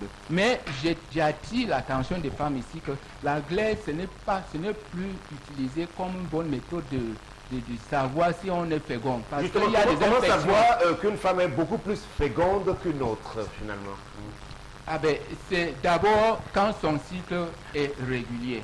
Cette femme n'a pas le trouble dont je viens de citer, les troubles du cycle, elle saigne régulièrement, bon, et que peut-être elle peut passer au test de faire des rapports si elle est mariée pour avoir si elle est, donc chaque fois qu'elle va avoir son mari pendant la période féconde, évidemment, elle va tomber enceinte. Pourtant, l'autre qui n'est pas si féconde, elle peut faire des mois. Sortons donc avec les conclusions. Nous, les femmes, nous avons des problèmes. Je vais conclure. Et pour une femme qui est enceinte, elle saigne. On appelle ça comment? C'est d'abord la première des choses, c'est pour qu'elle vienne consulter, pour qu'on détermine la cause, parce qu'il y a plusieurs causes. Si c'est le premier trimestre, ça peut être une menace d'avortement, menace de fausse couche. Si c'est pendant le deuxième, troisième trimestre... C'est jusqu'à 5 mois même. Oui, c'est évidemment deuxième trimestre. Donc on va parler d'autres causes. Soit ça peut être décollement de placenta, ça peut être peut-être une placenta prévia dont le placenta est mal placé, ça peut être un traumatisme. Donc il y a tellement de causes. Et dans toutes ces choses, il faut absolument que la femme se consulte, qu'on détermine la cause pour savoir comment prendre en charge. Je peux encore? Oui. Oui. Oui, alors on a observé des cas où il y a des femmes à qui on prélève des fibromes, des myomes, et après ça va bien, mais après ça ressort. Oui. Ça c'est une question extrêmement importante. Où on est arrivé à leur retirer carrément leur utérus. On a retiré l'utérus. Oui, moi j'en connais, on a enlevé l'utérus parce qu'on a constaté que chaque fois elle accouche, mais après il y a des myomes qui ressortent. Et donc comme elle fait des césariennes, une césarienne, après on opère encore parce qu'elle a des myomes. Elle fait une deuxième césarienne, elle accouche. La troisième fois, après on s'est dit, bon, comme il y a quand même un nombre limité d'opérations qu'on doit faire sur une femme, sur son utérus, on a préféré enlever l'utérus. Donc elle est sans utérus. 2 problèmes s'opposent ici. Un, la personne qui opère. D'autres vont opérer, peut-être ils ne vont pas prendre le temps pour enlever les myomes qui sont petits, comme les grains de maïs. Ils disent que bon, c'est tout petit. Un autre problème est que chez l'âge, ici, contre, si ces myomes ont été enlevés quand la femme est encore très jeune, par exemple, 27, 28 ans, avec le temps, 5, 6, 7 ans après, les myomes peuvent encore repousser, parce qu'elle est encore jeune. C'est des tumeurs qui sont gérées par les hormones. Et un enfant dans le ventre peut se développer en même temps que des myomes dans l'utérus? Oui, mais la grossesse n'empêche pas le développement des fibromes. Et que ces fibromes, ça dépend donc de la position du fibrome pour empêcher la grossesse. Donc s'il y a des fibromes qui sont à l'extérieur de l'utérus, la cavité est libre, Et en plus, si ces fibromes ne sont pas tellement gros pour déformer la cavité utérine, la femme va tomber enceinte et les deux vont évoluer normalement. Merci beaucoup, docteur. Alors, dernière chose quand même pour l'hygiène de l'intimité de la femme, qu'est-ce que vous leur conseillez? Et puis, qu'est-ce qui fait apparaître ce qu'on appelle les vergetures? Et puis, comment les faire disparaître? Merci beaucoup. L'hygiène de la femme, nous conseillons aux femmes, nous les médecins, de ne pas utiliser des substances chimiques pour faire la toilette intime, parce que ces substances chimiques vont plutôt les exposer aux infections. C'est quoi substances chimiques? Bon, substances chimiques, si on va parler des antiseptiques, par exemple, les bétadines, des citiales, beaucoup de substances que les pharmaciens, bon, je ne dis pas que le monde scientifique, commercial propose aux femmes. Qu'est-ce que vous conseillez pour la toilette intime de la femme? On conseille tout simplement de l'eau simple, et que la femme évite de mettre, même le savon, c'est contre-indiqué. Donc que la femme utilise de l'eau simple. Oui, et docteur, vraiment pour sortir, il y a Mbossa Fatima qui nous dit: je n'ai plus mes menstruations depuis 9 ans. J'ai tout fait, rien, j'ai 32 ans et j'ai un fils, que faire? Effectivement, et j'ai dit, ça c'est une cause probablement, donc, pendant 9 ans juste, oui, après juste son premier enfant, il y a eu un problème hormonal, soit elle a beaucoup saigné, ce qui a touché le cerveau, et le cerveau ne règle plus ses cycles, soit il y a la tuberculose qui a touché l'ovaire, et l'ovaire ne donne plus les ovules, soit. Donc, on conseille qu'elle vienne, qu'elle voit, je ne sais pas dans quelle vie qu'elle est, qu'elle consulte, Quelle consulte, voilà, vous n'avez pas répondu à la question des vergetures. Oh, des vergetures, merci beaucoup. Parce qu'on a plus le temps, oui, vraiment 2 secondes. Oui, ça, oui, voilà. les vergetures, c'est un déséquilibre hormonal qui se produit chez certaines femmes, sur le ventre, beaucoup plus, et qu'on conseille, ce sont des lésions qui ne peuvent pas facilement partir. Mais c'est plutôt, le traitement est préventif, ça veut dire quand elle est enceinte, à partir du 4e mois, on lui prescrit des produits qu'elle va commencer à appliquer pour empêcher cela. Mais une fois que c'est là, ça peut prendre des années avant que ça parte. Merci beaucoup, Dr Boa. Voilà, merci beaucoup avec cette belle illustration de Mboma Hélicoptère, qui est un des comédiens choisis pour cette chanson de Big Benji Mateke pour fustiger encore les maltraitances en direction de nos dames, les femmes qui méritent d'être plutôt pouponnées. Voilà, à l'intention de tous ces hommes-là qui ont tendance à user de violence à leur encontre. Nous allons poursuivre ce programme avec les messages qui sont apparus sur notre tablette avec Meggy, qui rappellera donc les numéros de téléphone par lesquels vous devriez nous faire parvenir ces messages. Voilà donc le 651 42 85 82. Voilà, donc avec ces numéros, vous pouvez nous envoyer vos SMS et surtout n'hésitez pas à réagir aussi sur notre page Facebook 10-12 Le Zénith. Le premier message: ce monsieur est irresponsable, l'enfant est innocent, mais ce n'est pas de cette manière qu'il devait informer sa femme de ce fait. C'est un insensé. Que cette dame lui pardonne. Dieu a jugé et il continuera de juger cet homme. C'est relatif à l'histoire du jour de Tendance. L'enfant du père, c'est l'enfant du père. Pourquoi la femme s'enflamme? Hamza depuis Marois. Bonjour, maman, prends l'enfant comme ton enfant car tu ne sais pas ce que demain te réserve. Alors, ma chère, réfléchis. Au moins, lui, il a eu le courage de t'en tenir informé. L'infidélité n'est pas l'apanage des hommes. Sachez que dans beaucoup de foyers, certaines femmes ramènent des enfants dont le mari n'est pas le père biologique. Donc, quand le mari se rend compte, il se rend compte seulement après un examen d'ADN ou une transfusion sanguine.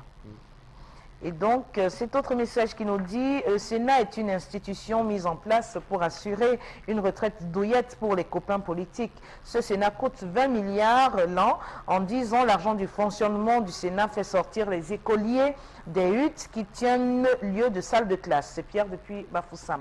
Et ça, c'est une belle observation, Bobo, parce que si l'on a pu établir le constat qu'on n'a pas vu des mesures concrètes héritant de ce Sénat-là, 20 milliards de francs CFA, ça peut faire beaucoup de choses. Hein. Oui, beaucoup d'établissements. Regardez le plateau technique de nos hôpitaux. On n'en a pas. Sinon, on aurait moins de malades qui souffriraient d'insuffisance rénale ou alors ils auraient accès plus facilement aux médicaments. Même le paludisme qu'on a dit qu'on allait soigner gratuitement pour les femmes enceintes et les enfants de moins de 5 ans. On ne peut pas le faire. Encore que même les privés qui étaient d'accord pour accompagner le gouvernement, moyennant une petite subvention, n'ont rien eu. Je pense qu'on est toujours là. Voilà, maman Cathy qui nous dit l'enfant n'est pas un problème, mais les maladies, d'autre part, voilà, l'enfant n'est pas un problème, mais ce sont les maladies qui sont plus dangereuses pour ce qui est de l'infidélité. Donc, c'est pas facile pour cette femme, et l'enfant est innocent. Un jour, peut-être, cet enfant pourra vous aider, madame. Les hommes sont comme ça, dialoguez avec votre époux et pas forcément vous séparer. C'est facile de dire qu'il pas. Il y a les araignées dehors qui vont entrer. Et pas ou non bouger. Parfois, c'est les plans pour que vous libérez une petite âme. Je ne pars pas. Bouger. C'est en anglais. Vous calez. Je cale le signe et pas où. Avec 2 enfants, go où. Je reste. Très bien, la suite des messages, Megui. Voilà donc cet autre message de M. Ndjoumessi. Les sénateurs au Cameroun, jusqu'à preuve du contraire, ne servent à rien. Ils ne connaissent pas leur rôle, ils aident à noyer leur pays dans la misère. On a mieux à faire avec l'argent que l'on leur donne comme salaire. Merci. Charles Hamel, il y a tout de même le sénateur UNDP nommé le pharmacien Pierre Flambeau-Gaillac qui avait quand même eu la bonne idée, je ne sais pas trop, bonne ou mauvaise idée, de rassembler la presse à Yaoundé pour faire le bilan de son action. Que disait-elle?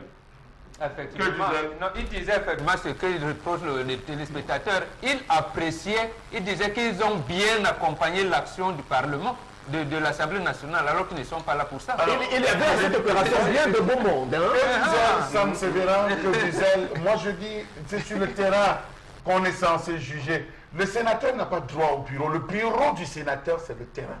C'est des gens qui n'ont pas sommeil, qui ne dorment pas. C'est des gens qui fouillent, refouillent, qui proposent même aux députés en disant j'étais dans ma zone, voici les problèmes, voici les problèmes. Je pense que nous pouvons faire ci, nous pouvons faire ça. Est-ce qu'il y a Bassi Lonkam, ils ont un sénateur? Il y a des sénateurs. Mais ils ont un sénateur. Ils ont un sénateur, M. Kingé. Ils ne foutent rien.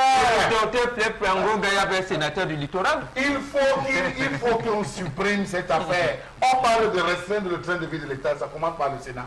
15 millions, ils sont 100. 100 à 1 million 300 multipliés, ça fait combien par mois? Ça fait combien par tous les 6 mois? Ça fait combien l'année? Ça compte les multiples évacuations secrètes. Désormais, puisqu'on a traité du sujet des évacuations sanitaires et Equinox, ils ont choisi d'utiliser des évacuations secrètes maintenant. On les fait partir en douce. Ils s'écroulent comme des vers de terre, un peu partout, parce qu'il faut la fatigue, les maladies. Donc, pour nous résumer, on avait appelé à la mise en place de toutes ces institutions, tout comme on attend le Conseil constitutionnel. Donc, mais vous dites que le Sénat a été mal ficelé, donc il vaut mieux supprimer. Voilà. Il faut mieux le supprimer, faire comme les autres pays, les autres États. En disant nous supprimons, en 4 ans, ça nous a coûté tant, c'était une perte. On se demande, on peut les laisser à la maison, ils ont même l'argent. Ça sert à quoi?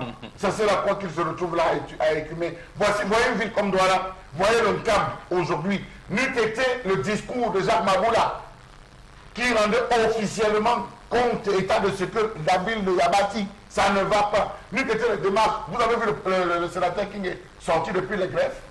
Est-ce que vous avez vu ce sénateur parler, se plaindre même, ou prendre la défense, ou alors confirmer? Ces sénateurs, ils ont disparu parce qu'ils mangent et ils mangent bien.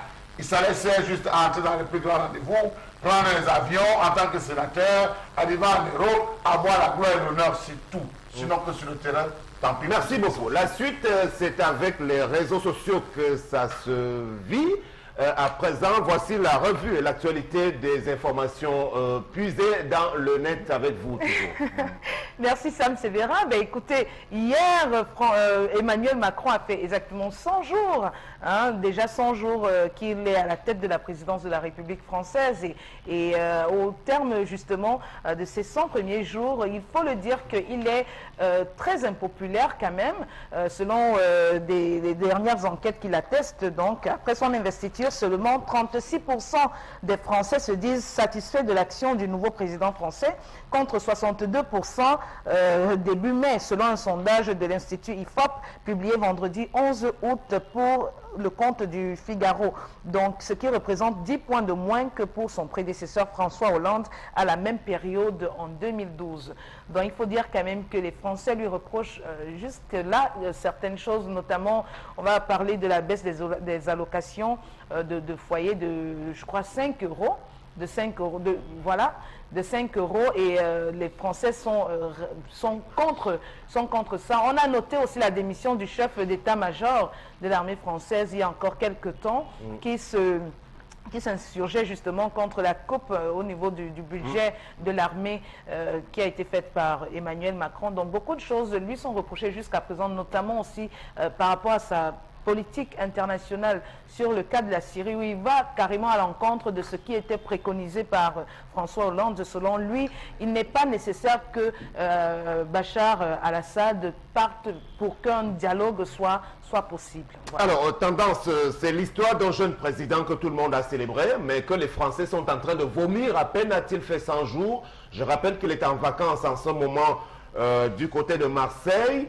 Et que depuis hier aussi, il est en conflit avec la presse, les photographes, les paparazzis, puisqu'il a choisi de poursuivre l'un d'entre eux qui était en train de le traquer. Donc on a le sentiment, bon, la question, je vais la poser à Mbombo tout à l'heure, sur sa capacité à conduire la France, qui est la 5e puissance mondiale. Mais déjà, sur Macron et son épouse, finalement, qui est à 36% seulement. Hein. Pour un début, c'est souvent dur, mais il va tenir le coup.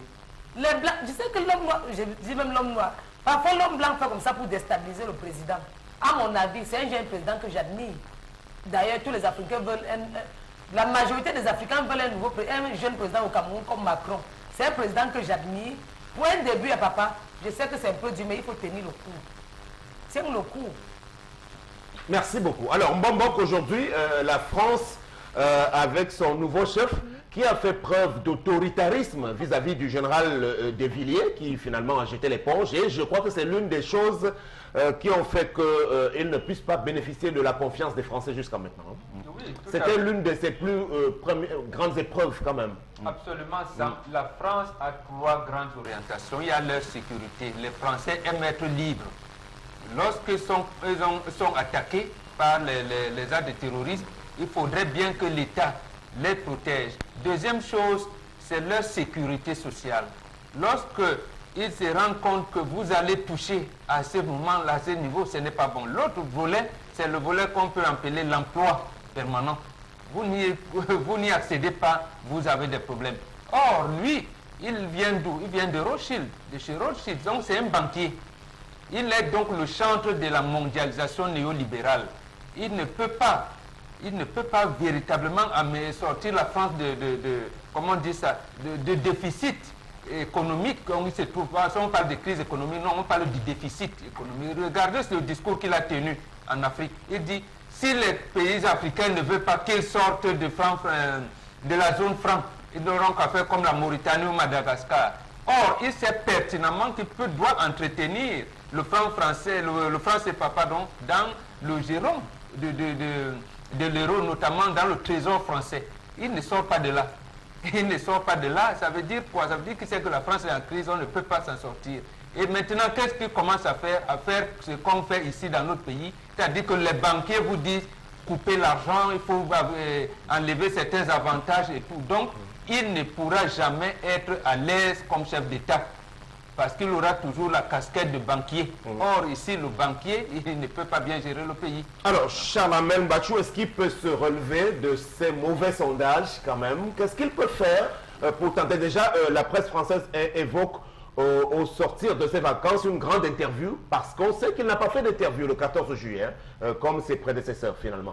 Alors, il faut dire que laissant l'euphorie, toute l'euphorie tout autour de son élection, sa prestation de serment et tout, aujourd'hui, lorsqu'on essaie de rentrer dans les sondages, on se rend compte que sa jeunesse le rattrape beaucoup. Il faut le préciser. La jeunesse, c'est aujourd'hui qu'on se rend compte que sa jeunesse a quand même un impact sur le ton de ses discours, sur la verve même dans laquelle il utilise pour pouvoir passer le message. Donc, lorsqu'il faut... Il a été rattrapé par l'ampleur de la l'ampleur. Il a été rattrapé. Lorsque vous écoutez des gens comme Fillon, quand vous écoutez des gens, n'est-ce pas, tous ceux qui tournent, ces anciens conservateurs, ils vous disent, ils vous entendez, le fond, c'est que vraiment la jeunesse, il ne sait pas ce qu'il est en train de faire.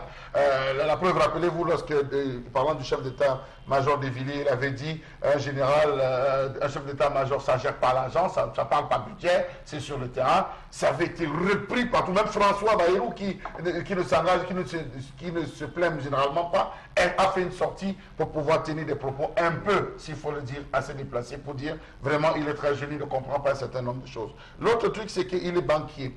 Et il applique le principe Rothschild. Quand vous le voyez fonctionner, c'est le principe Rothschild qui voudrait que tout tourne, tout ne soit régi que par l'intérêt. Qu'est-ce qu'on gagne? Qu'est-ce qu'on peut récupérer? On peut faire profit où? Il faut tailler ici, couper. C'est le principe de coupe et ça, c'est propre au banquier. Il a à 36%. Ça, c'est pas bien mauvais s'il apporte la rigueur et la discipline budgétaire. Mais c'est mauvais par rapport à une société qui avait déjà son plafond de vie. Vous savez, partir de 100 000 et descendre à 75 000 francs, partir de 75 000 à 25 000 francs, vous serez obligé de faire ce qu'on fait. Dans l'histoire, moi, je tire sur les Français aussi. Vous avez encensé quelqu'un. Quelques mois après, maintenant, vous le il est descendu à 36%. Il est descendu moins que Sarkozy. Mais le plus grand restera Jacques Chirac. Parce que c'est Jacques Chirac qui aura engagé le plus grand record. Donc finalement, Jacques Chirac, après ses premiers 100 jours, lui a été au-dessus. Donc pour dire qu'il faudrait qu'il revienne à de bons sentiments. La gestion, gérer, c'est prévoir. Il faudrait qu'il pense qu'il y a des conservateurs, alors il y a des progressistes. Il peut se relever, il peut recadrer au niveau de la communication, au niveau de, je veux dire, les actions qu'il doit mener plus tard, finalement, sur le terrain pour qu'il puisse remonter dans les intentions favorables. Ce sera un peu difficile parce que s'il maintient la même politique, surtout sur le plan financier, où pour lui, il est assez intransigeant quand même, il faut couper, parce qu'on se rappelle quand même que déjà depuis le temps de François Hollande, les Français se plaignaient du fait qu'il y ait trop de chômage, que les immigrés leur coupent pratiquement l'herbe sous les pieds, ils se plaignaient de ce que les choses changeaient sur le plan du coût de la vie, les choses étaient devenues très dures, et aujourd'hui on a donc un Emmanuel Macron qui ne vient pas arranger les choses, au contraire, parce que comme l'a dit un bon boxeur, le chantre même voilà, justement, c'est un banquier. Donc, s'il faut qu'il redore son image, je crois qu'il devrait changer les choses, surtout sur le plan financier.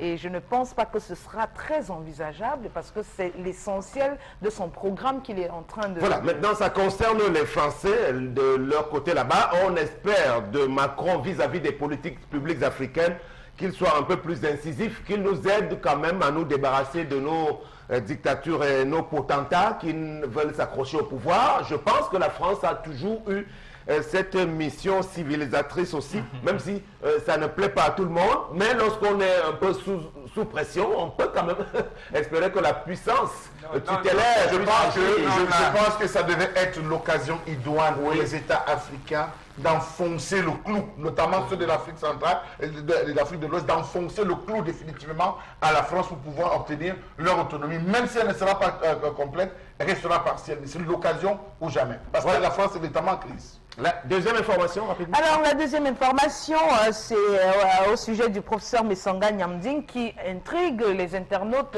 par ses sorties qui sont assez surprenantes quand même, quand on sait qu'il s'agit d'un biaïste confirmé, après avoir affirmé qu'il est pour la libération donc, des prisonniers anglophones il y a quelques jours et la tenue d'un dialogue entre l'État et les ressortissants de la zone anglophone. Le professeur Messanga Nyamding a, contrairement au président de la République, affirmé catégoriquement que le Cameroun n'est pas prêt pour l'organisation de la CAN 2019 et ne le sera certainement pas, parce que selon lui, pour construire un stade digne de ce nom, on a besoin de minimum 36 mois. Or là, on dispose d'à peine 24 mois. 24 mois, donc ce qui va en contradiction forte avec ce qu'a affirmé le président de la République qui nous a dit qu'à la date dite, à la date prévue, le Cameroun organisera la Coupe d'Afrique des Nations. Voilà, merci beaucoup. Mais Guy, alors c'est une vidéo qui a été captée en off avec une caméra cachée parce qu'elle circule depuis plusieurs jours.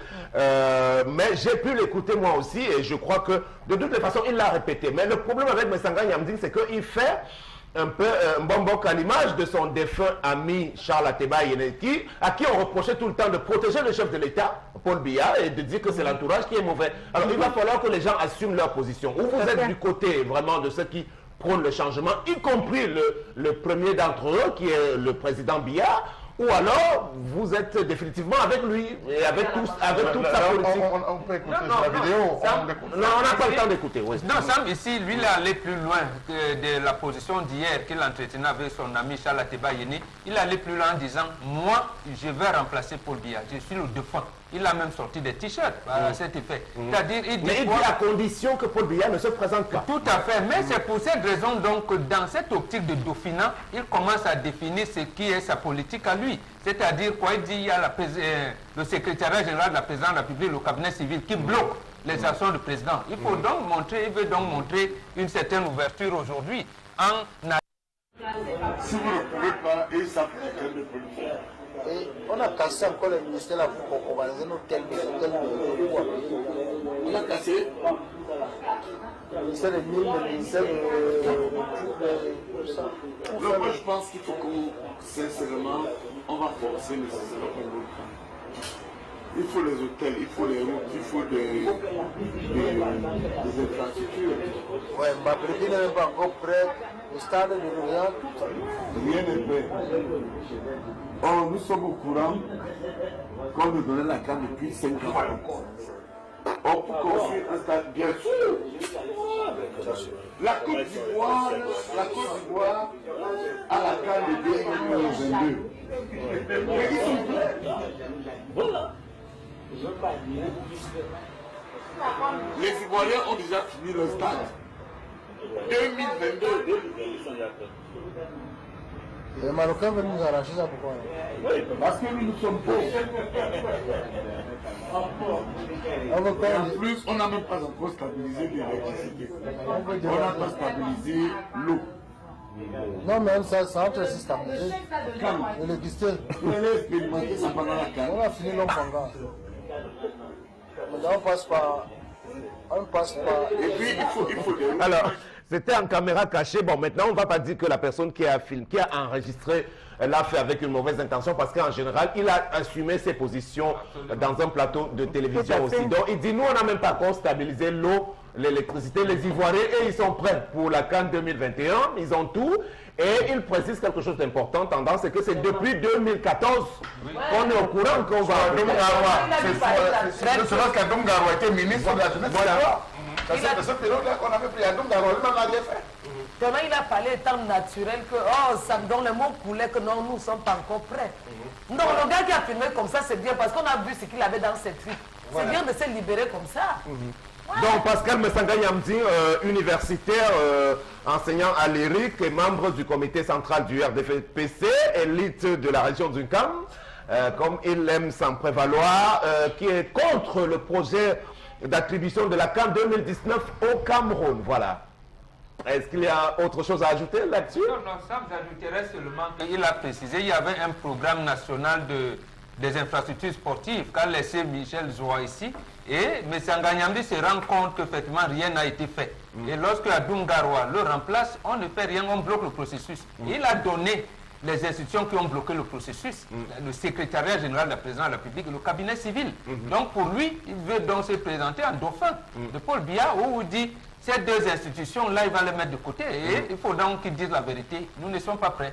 Troisième information. Voilà, la troisième information, c'est juste ces images assez insolites pour bon nombre d'internautes. Voilà, donc c'est un couple qui se marie en guise de gâteau d'anniversaire. On a décidé justement de faire un gâteau de pistache, voilà, avec des feuilles. Et donc, ça a suscité pas mal d'admiration de la part des internautes, mais d'autres disent qu'il y a contradiction, il y a paradoxe à voir ce gâteau de mariage, de mettre des pistaches et être habillé de façon telle qu'on le voit là, avec des vestes, des smokings, des robes, comme aime bien le dire Charles Armel, de style occidental.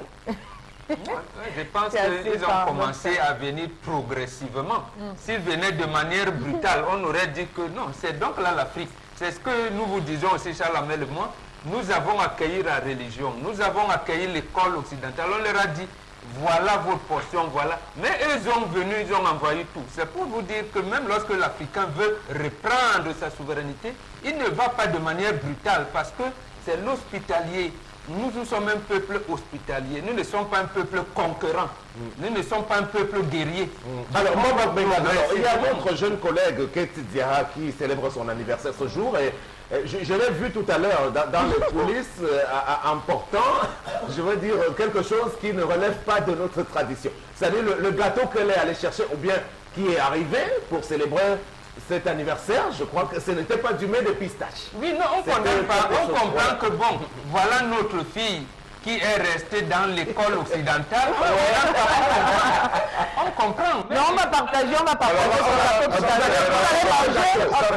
allez manger. Ma fille, c'est bien, je mange, mais sache qu'il y a un gâteau plus succulent que celui-ci. Sam Sévérin, oui, rapidement. De plus en plus, l'Afrique, n'est-ce pas, des jeunes frères dont la mémoire avait été assimilée et complètement effacée, sont en train de se réveiller, sont en train d'arriver à de bons sentiments. J'ai assisté à un mariage où on a fait un gâteau 4 étages, mais c'était le mets de coquille.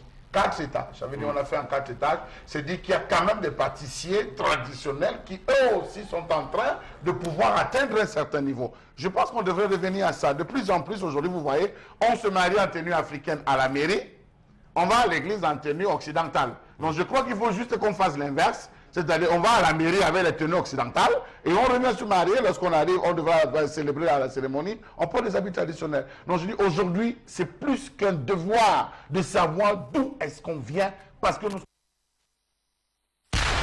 C'est le club du Douala, c'est la vitesse. Votre discothèque VIP, ouvert tous les soirs, avec ses concepts innovants qui vous animent durant toute la semaine. De lundi à samedi dès 22h et le dimanche à partir de 18h. C'est le club du Douala, c'est aussi son lunch bar restaurant, ouvert tous les soirs dès 17h, avec la meilleure cuisine du Douala et un billard à votre disposition. C'est le club du Douala, 6 à Aqua, derrière le glacier moderne, Infoline, 6 93 52 52 94 6 50 22 22 22.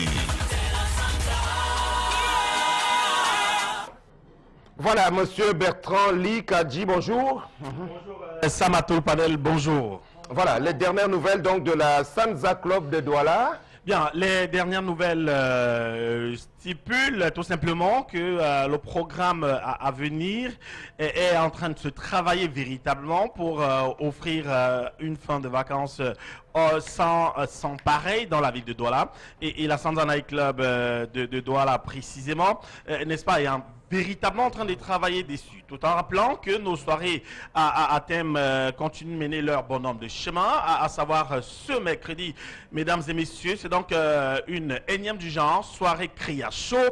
Faites le déplacement, je vous le conjure, vous ne trouverez pas le fait d'avoir laissé ailleurs pour faire le déplacement véritable. La satisfaction y sera pour ce mercredi, la grande soirée Cria Chaud.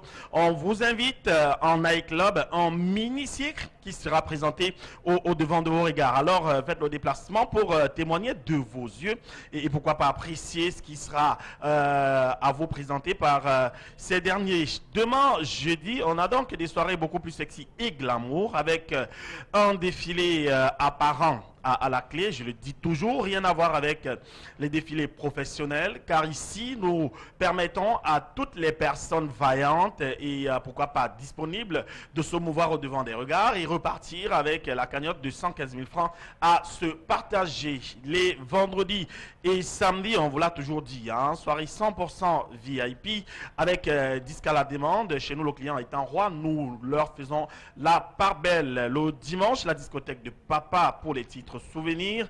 Le rappel des mémoires et les succès du passé se tiennent à partir de 17 h tous les dimanches jusqu'au petit matin pour ceux qui aiment toujours rester aussi tard en nightclub. Les lundis, la grande soirée piscine partie continue bien sûr d'innover et de proposer ce qu'il y a de meilleur à notre clientèle. Le mardi, soirée Seduction Night, c'est bien sûr à la Sanza Night Club de Douala, situé en plan aqua, juste sur le dos de l'immeuble Soka. Rappelons-le, ce jeudi, mesdames et messieurs, du côté de la Sanza de Yaoundé, il présentera son nouvel maxi-single, il s'appelle Loco. L'artiste Loco de ce côté-là, Monté Eliki Sono, la Sanza à Yaoundé. Alors allez-y et découvrez véritablement ce qu'il vous proposera dans son contenu.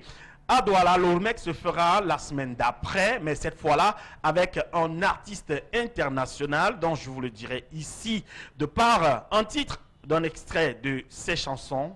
Le deuxième nom de Dieu, c'est le temps. D'ici à là, Josué Tansi. Alors, Josué Tansi, et je peux vous le garantir, ce sera un très grand moment parce que c'est lui qui dicte sa loi dans la plupart des dance floors sur le sol africain, le DJ Kérosène, c'est son nom. On l'attend ici sur ce plateau et vous nous le promettez, monsieur. Oui, la promesse, il sera parce que pour une fin de vacances véritablement émouvante, il faut bien qu'il parcourt, n'est-ce pas, ces médias-là, et la priorité, c'est donc Equinox. Merci beaucoup, c'était la Sanza avec vous, Bertrand Lee, à la prochaine. C'est un club du Douala, c'est la vitesse. Votre discothèque VIP, ouvert tous les soirs, avec ses concepts innovants qui vous animent durant toute la semaine. De lundi à samedi dès 22 h et tous les dimanches à partir de 18 h. C'est un club du Douala, c'est aussi son lunch bar restaurant ouvert tous les soirs dès 17 h avec la meilleure cuisine du Douala et un billard à votre disposition. C'est un club du Douala, 6 à Aqua, derrière le glacier moderne, Infoline 693 52 52 94 650 22 22 22. Voilà donc la suite, c'est avec l'articulation intitulée Interpellation.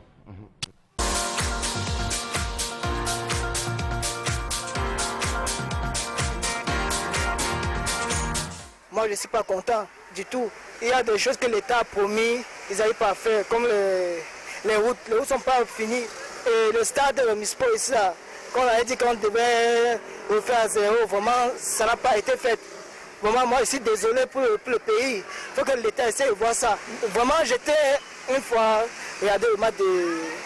C'était Caïman, c'est pas...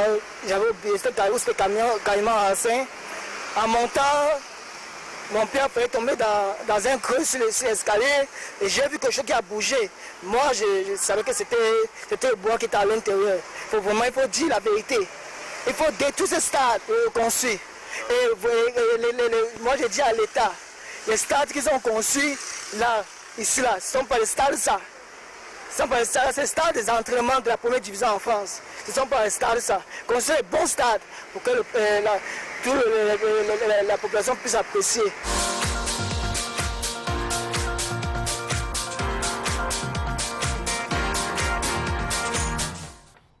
Tu es dans l'enfant.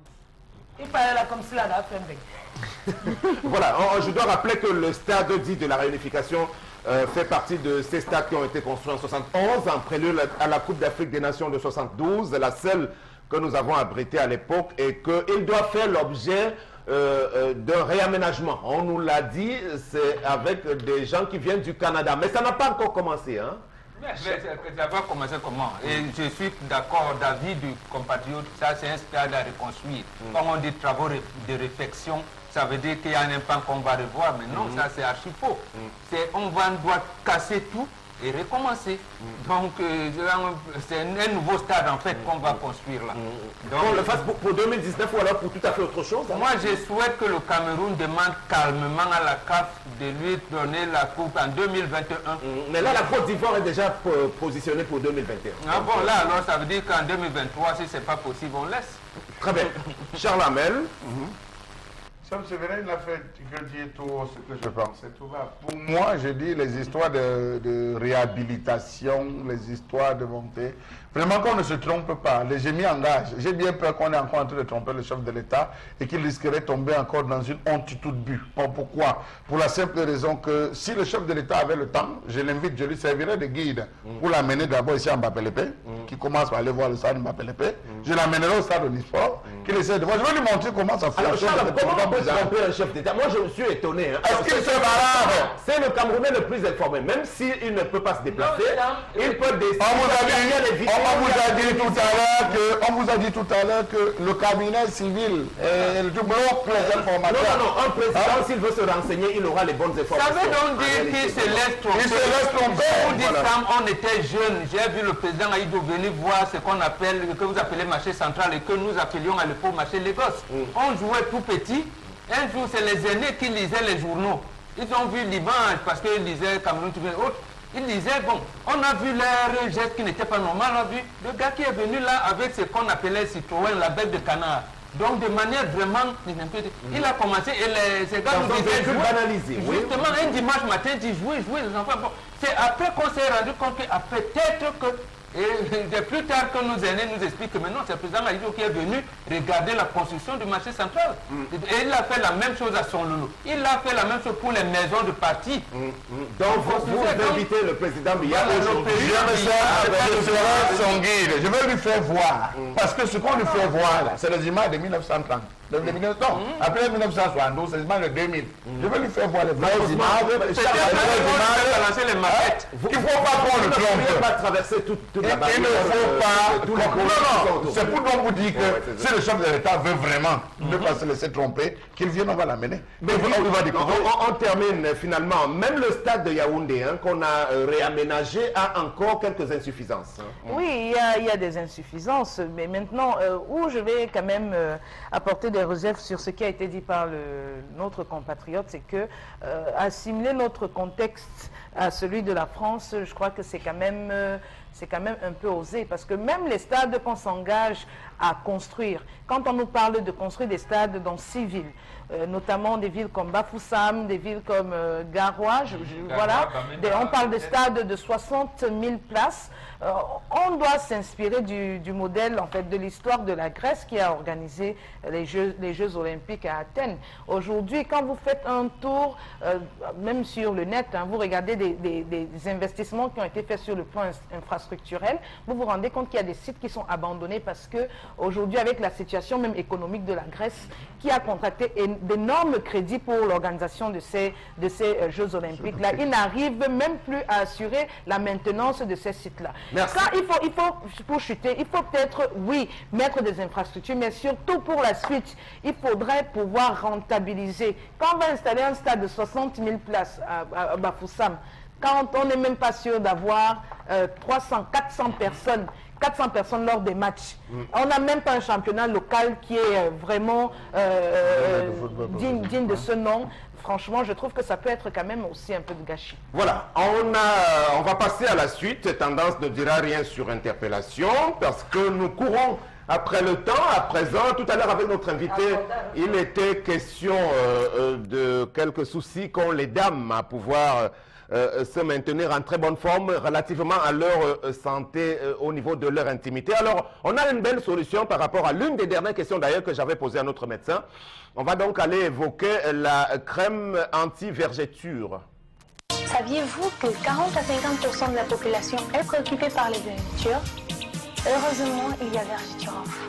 Votre crème anti-vergeture fabriquée à base de plantes et de fibres naturelles. Vergiturof favorise la régénération cellulaire, stimule la production du collagène qui restaure l'élasticité de votre peau. Et en plus, les résultats sont visibles dès le 7e jour. Avec Vergiturof, vous ne cacherez plus jamais votre belle peau. Vergiturof repart et protège. Vergiturof, le miracle du cosmétique.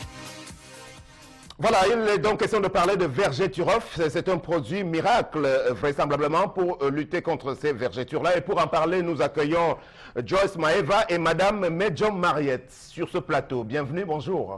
Bonjour, Sam.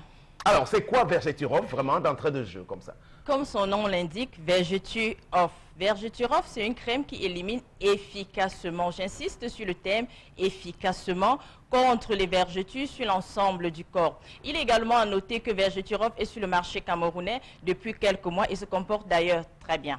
Alors, il se comporte bien, bon, c'est vous qui le dites, on vous croit. Alors, comment utilise-t-on Vergeturov? Alors, pour utiliser Vergeturov, c'est simple. Vous nettoyez la zone à traiter. Vous prélevez une portion de la crème avec une spatule, bien entendu. Vous appliquez sur la zone à traiter. Vous frottez pendant 2 à 3 minutes avec des mouvements circulaires jusqu'à ressentir une sensation de chaleur. Voilà, c'est tout, c'est aussi simple que... Oui, c'est aussi simple. Il est également à noter que ceux qui utilisent des produits éclaircissants doivent stopper l'utilisation des corticoïdes pendant l'utilisation de Vergeturov pour avoir de meilleurs résultats. Très important. C'est-à-dire en français simple, on fait comment? La posologie en français simple. En français simple. Très simple. Oui, en français simple. Je vais d'ailleurs faire une démo. Voilà. Vous prenez de l'eau. Chaude? Tiède, oui. Combien de degrés? De l'eau tiède de toutes les façons. Vous prenez la zone, je vais faire prendre l'exemple sur Joyce. Vous nettoyez la zone à traiter, très important. Vous extompez de l'eau. Vous prélevez une portion de Vergeturov qui est d'ailleurs très bien protégée pour éviter la contrefaçon. Vous prélevez avec la spatule. Pas avec les mains? Non, non, non, pas avec les mains pour éviter l'insertion des bactéries. Oui, vous appliquez sur la zone à traiter. Vous l'étalez. Vous frottez en mouvement circulaire pendant 2 à 3 minutes. Dès que ça chauffe, tu dis, hein? Pendant 2 à 3 minutes jusqu'à ressentir une sensation de chaleur. Ça chauffe déjà, Joyce? Mais il faut encore frotter. Oui. Insistez sur la zone à traiter. Frottez avec des mouvements circulaires. Donc des gestes ascendants. Vous le faites pendant 2 à 3 minutes. Et là, Joyce, est-ce que tu ressens des sensations de chaleur déjà? Oui, je ressens des sensations de chaleur. Alors, il n'y a pas de micro, hein, donc... est-ce que vous ressentez des sensations de chaleur? Oui, je ressens des sensations de chaleur. Alors, quand vous avez ressenti des sensations de chaleur, c'est une preuve que le produit a véritablement pénétré. Et voilà, très bien. Maintenant, quelle est la fréquence d'utilisation? Alors, Vergeturov s'utilise 2 à 3 fois par jour. 2 à 3 fois par jour, après un nettoyage parfait. D'accord. Voilà. Et le temps?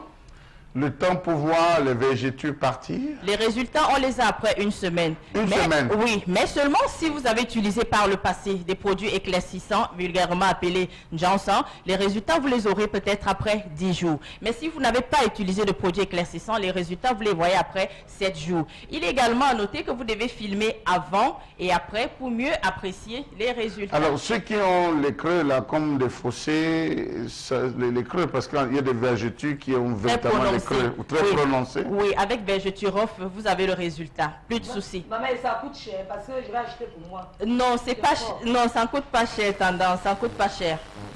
Alors, on rappelle donc l'utilisation, ça va de 7 à 28 jours maximum, effectivement. Alors, comment se procure-t-on le produit? Où trouve-t-on Vergeturov? Quels sont vos différents contacts? Pour finir, Madame Medzom. Mariette. Les produits Vergeturov, on les retrouve dans oui, c'est Joy.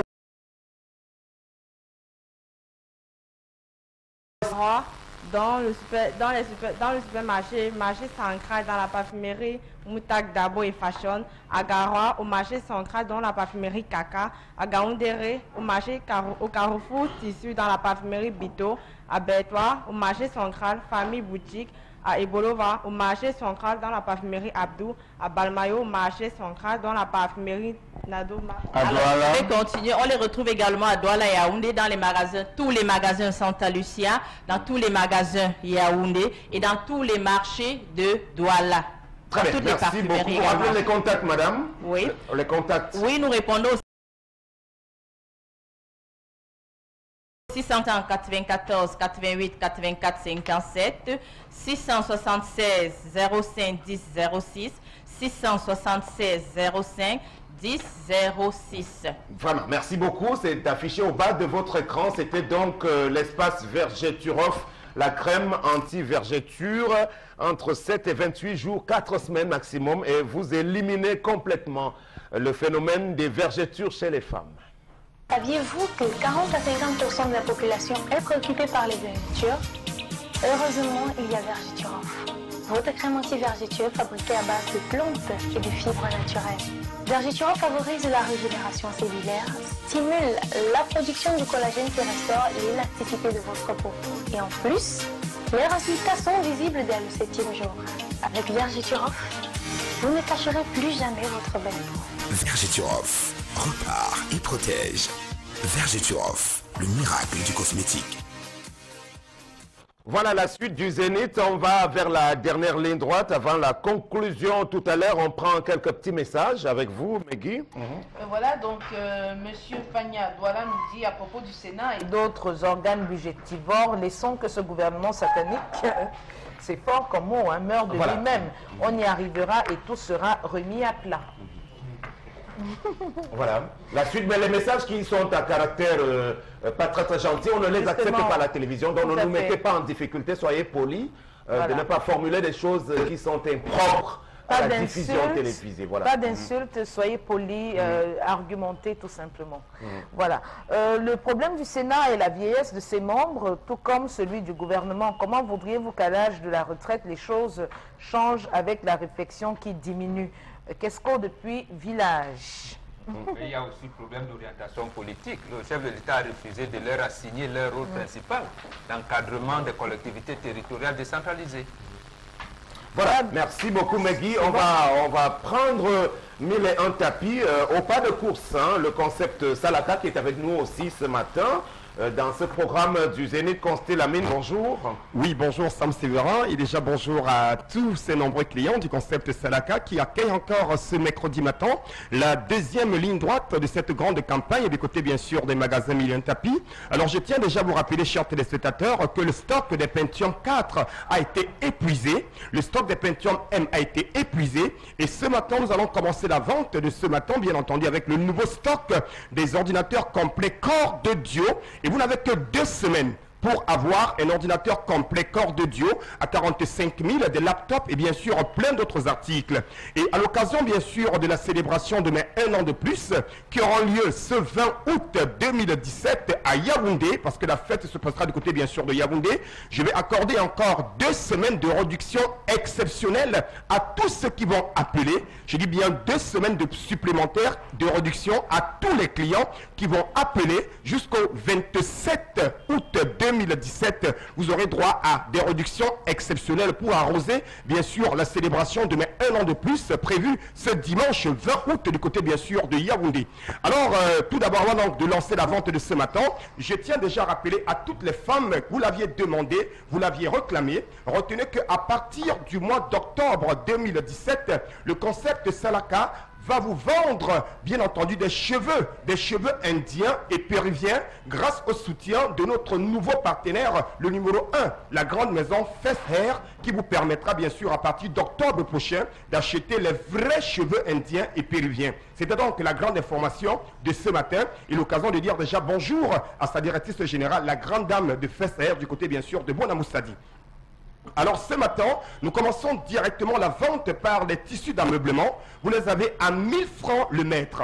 Des tissus d'ameublement de qualité supérieure, neufs, d'origine turque, pour habiller vos maisons, pour habiller bien sûr vos meubles de bureau. Des tissus d'ameublement, que ce soit pour les particuliers, les menuisiers, les tapissiers, chacun devrait l'avoir. Un tissu d'ameublement de qualité, vous l'avez à 1000 francs le mètre. Et quand vous appelez à ce numéro de téléphone, vous les achetez à moins de 1000 francs le mètre à l'occasion des 2 semaines supplémentaires de réduction. C'était donc là pour les tissus d'ameublement. Place à l'instant à notre produit phare, ce magnifique robot mixeur de bord. Ah ben oui, on peut l'avoir avec les réductions à moins de 12 500 francs, à condition bien sûr de nous appeler directement là. Pendant cette semaine, vous appellerez à ce numéro de téléphone, vous aurez droit à acheter ce robot mixeur à moins de 12 500 francs. C'est pour arroser mon anniversaire, il faut le rappeler. Hein. Je vous aime tellement, je vous adore, chers clients. Voilà pourquoi je vais toujours me battre pour vous. Alors je vous rappelle, robot mixeur de bol de qualité supérieure, neuf dans le carton avec garantie. Vous l'avez à 12 500 francs seulement. À côté, bien sûr, des robots mixeurs de balles, on a bien entendu cet ordinateur complet. C'est un corps de Dio. Il est supérieur au Pentium 4. Il a 80 Go de disque dur, 1 Go de RAM, 1.8 de processeur, lecteur DVD, écran plat 17 pouces. Vous l'avez à 45 000. Et quand vous appelez, vous l'achetez à moins de 45 000 francs jusqu'au 27 août 2017. Donc je rappelle bien sûr à tous les téléspectateurs, c'est l'occasion plus que jamais de l'acheter, cet ordinateur complet. Le prix va encore s'afficher à l'écran, 45 000, un ordinateur complet de qualité supérieure au magasin 1001 tapis et nulle part ailleurs. On va également parler bien sûr des laptops, que ce soit pour les étudiants, pour les enseignants, pour les communicateurs, pour les taximens, même pour les entreprises qui vendent des cheveux indiens. Vous avez droit à votre laptop de qualité supérieure à 75 000. Vous avez le choix entre la marque Dell, la marque HP, la marque Lenovo, la marque IBM. Vous l'avez à 75 000 francs. Et je rappelle que vous avez la possibilité encore de recevoir ce laptop à moins de 75 000 francs à condition de nous appeler toute cette semaine et de bénéficier des réductions exceptionnelles. Je rappelle, laptop de qualité supérieure. On peut l'installer en anglais, on peut l'installer en français. Vous l'avez à 75 000 au magasin 1001 tapis qui est situé en plein cœur de Douala, au quartier Aqua et nulle part ailleurs. On va également parler bien sûr rapidement des imprimantes. Plus besoin d'aller imprimer chez le voisin, c'est terminé. Pardon, qui me imprimant, c'est terminé. Chacun devrait avoir son imprimante, que ce soit pour les écoles, pour les bureaux, pour la maison, pour les instituts de beauté. Une imprimante HP multifonction, elle est neuve dans le carton avec garantie. Le prix est de 35 000 et comme c'est mon anniversaire, comme je vous aime tellement, quand vous allez appeler, vous l'achèterez à moins de 35 000 francs seulement. La suite, c'est bien sûr rapidement, avec bien entendu une magnifique plaque à gaz. Ah ben oui, c'est une plaque à gaz turbo. La seule plaque à gaz qui fait cuire la nourriture en moins de 10 minutes. Même l'éléphant, vous l'avez à 28 000, 3 foyers. Elle est vitrée, elle est en inox, elle ne noircit pas, elle ne fume pas, elle est rapide comme bim bim. Donc vous l'avez à 28 000, cette magnifique plaque à gaz. Et quand vous appelez jusqu'au 27 août, vous l'achetez à moins de 28 000 francs. Et on saurait partir ce matin ensemble, c'est vrai, Ango, sans parler encore de deux autres produits phares du concept Salaka, les cuiseurs de riz. Un grand cuiseur de riz électrique. En moins de 5 minutes, votre riz. Et je rappelle que c'est le seul cuiseur de riz qui rend votre riz non parfumé, parfumé. Essayez, vous verrez. Je dis bien, ça rend votre riz non parfumé, parfumé, parce que c'est doté d'un système automatique qui vous permet de donner un goût particulier à votre riz. Vous l'avez à 18 000 francs. Et la cerise sur le gâteau, c'est quoi? J'offre 1 kg de riz parfumé à tous ceux qui vont acheter ce cuiseur de riz en dehors de la réduction. Vous avez droit à 1 kg de riz parfumé, quel qu'en soit là où vous êtes. Donc vous appelez à ce numéro de téléphone et vous l'achetez bien entendu à moins de 18 000 francs parce que c'est le Salaka, c'est mon anniversaire, parce que je vous aime, c'est grâce à vous que le concept existe. Alors nous allons conclure la vente avec des régulateurs de tension, que ce soit pour les congélateurs, que ce soit pour les réfrigérateurs, que ce soit pour n'importe quel appareil. Vous avez un régulateur de tension numérique à partir, bien sûr, de 18 000 francs. Je rappelle que c'est le Salaka total et je ne saurais partir sans Sévérin, sans m'adresser à mes amis de Tico, de Kumba, de Mukengene. On a Kamfo Salaka, Animamoska. Nous sommes du côté, bien sûr, d'Aqua, en face de la boulangerie Saker Palais d'Ika, à l'entrée de la rue Mermoz. Nous sommes ouverts de lundi à samedi, de 8h30 à 18h. Les remises sont accordées à tous ceux qui vont nous appeler. N'hésitez surtout pas, profitez au maximum. Et pour mes amis Douala, puisque nous sommes à Douala, Batobesse, Namengele Bignon au magasin 1001 tapis. Et n'oubliez pas qu'à partir d'octobre, First Hair nous attend sur cette émission, à la radio, à la télé, pour offrir beaucoup de choses à toutes les belles dames. Merci beaucoup. Voilà.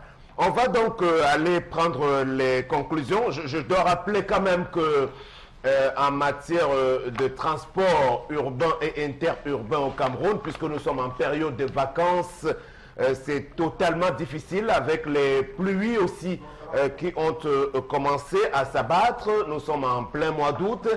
C'est terriblement difficile puisque vous avez des axes qui sont aujourd'hui tendance pratiquement coupés en plein cœur de la voirie urbaine de Douala, par exemple. Quand il regarde comme ça me tend les nerfs, tu ne peux pas imaginer ça. Pardon. Comment tu fais pour sortir? On ne sait pas comment c'était le Cameroun, si c'était mon pays. Je suis obligé de garer la voiture et prendre la moto. Alors que je disais que je dois plus prendre le bain cité. Quelque chose comme ça qui m'énerve. Alors tu interpelles qui? Tu as des amis parmi les différents maires de la ville de Douala? Si je veux commencer à citer, je prends que la liste du bas. Maintenant, je vais taire le nom parce qu'il parle maintenant du que fait la Talakou. Et du coup, si je cite le nom de tous mes amis que je connais, les filles vont aller taper leur nom sur Facebook pour demander l'amitié. Je préfère taire le nom et leur parler, ils vont comprendre. Que papa, je ne peux pas parler seul, mais ça va critiquer. Je ne peux pas parler seul, ça. Toi-même critique. Voilà, donc la critique, c'est bien sûr selon la formule consacrée au nom de la liberté de critiquer. Nous sommes à quelques petites semaines, moins de 2-3 semaines de la prochaine rentrée scolaire 2017-2018 et beaucoup d'inquiétudes qui planent toujours sur le sous-système éducatif anglophone. On sait que l'année aura été très fortement perturbée. Les derniers résultats viennent d'être rendus publics au niveau des 2 examens essentiels avec des taux d'échec qui ont dépassé les records. On n'a jamais connu un tel taux d'échec pour le DCE, le DCO. Alors, d'après les observateurs, il faut s'en inquiéter puisque les tensions n'ont pas baissé là-bas à Boya, Mutengene et Bamenda surtout. Dans la quête de résolution de ce qu'on appelle la crise anglophone, le gouvernement n'a pas jusqu'ici su trouver les bonnes solutions. On se rappelle qu'on a même traversé les frontières pour tenter d'aller amorcer un dialogue qui jusque-là n'aboutit pas toujours aux solutions escomptées. Alors, que peut-on espérer de la rentrée scolaire prochaine qui arrive? On a vu le ministère des enseignements secondaires avec tous les autres dirigeants de l'État central de Yaoundé lors de cette crise au plus haut de celle-ci, déployer beaucoup d'énergie sur le terrain en envoyant des missions successives. Que fera-t-on avant le début de la rentrée qui est annoncée? Là est toute la question au jour d'aujourd'hui parce que on est bien proche d'une nouvelle année qui serait encore plus paralysée que ce qu'on a connu. Alors, nous tirons la sonnette d'alarme aujourd'hui afin que les uns et les autres puissent prendre toutes leurs responsabilités pour sauver l'école camerounaise, l'école en général francophone ou anglophone, pour que celle-ci puisse retrouver ses lettres de noblesse. Merci beaucoup, c'était le Zénith de ce jour et restez sur Equinox Télévision.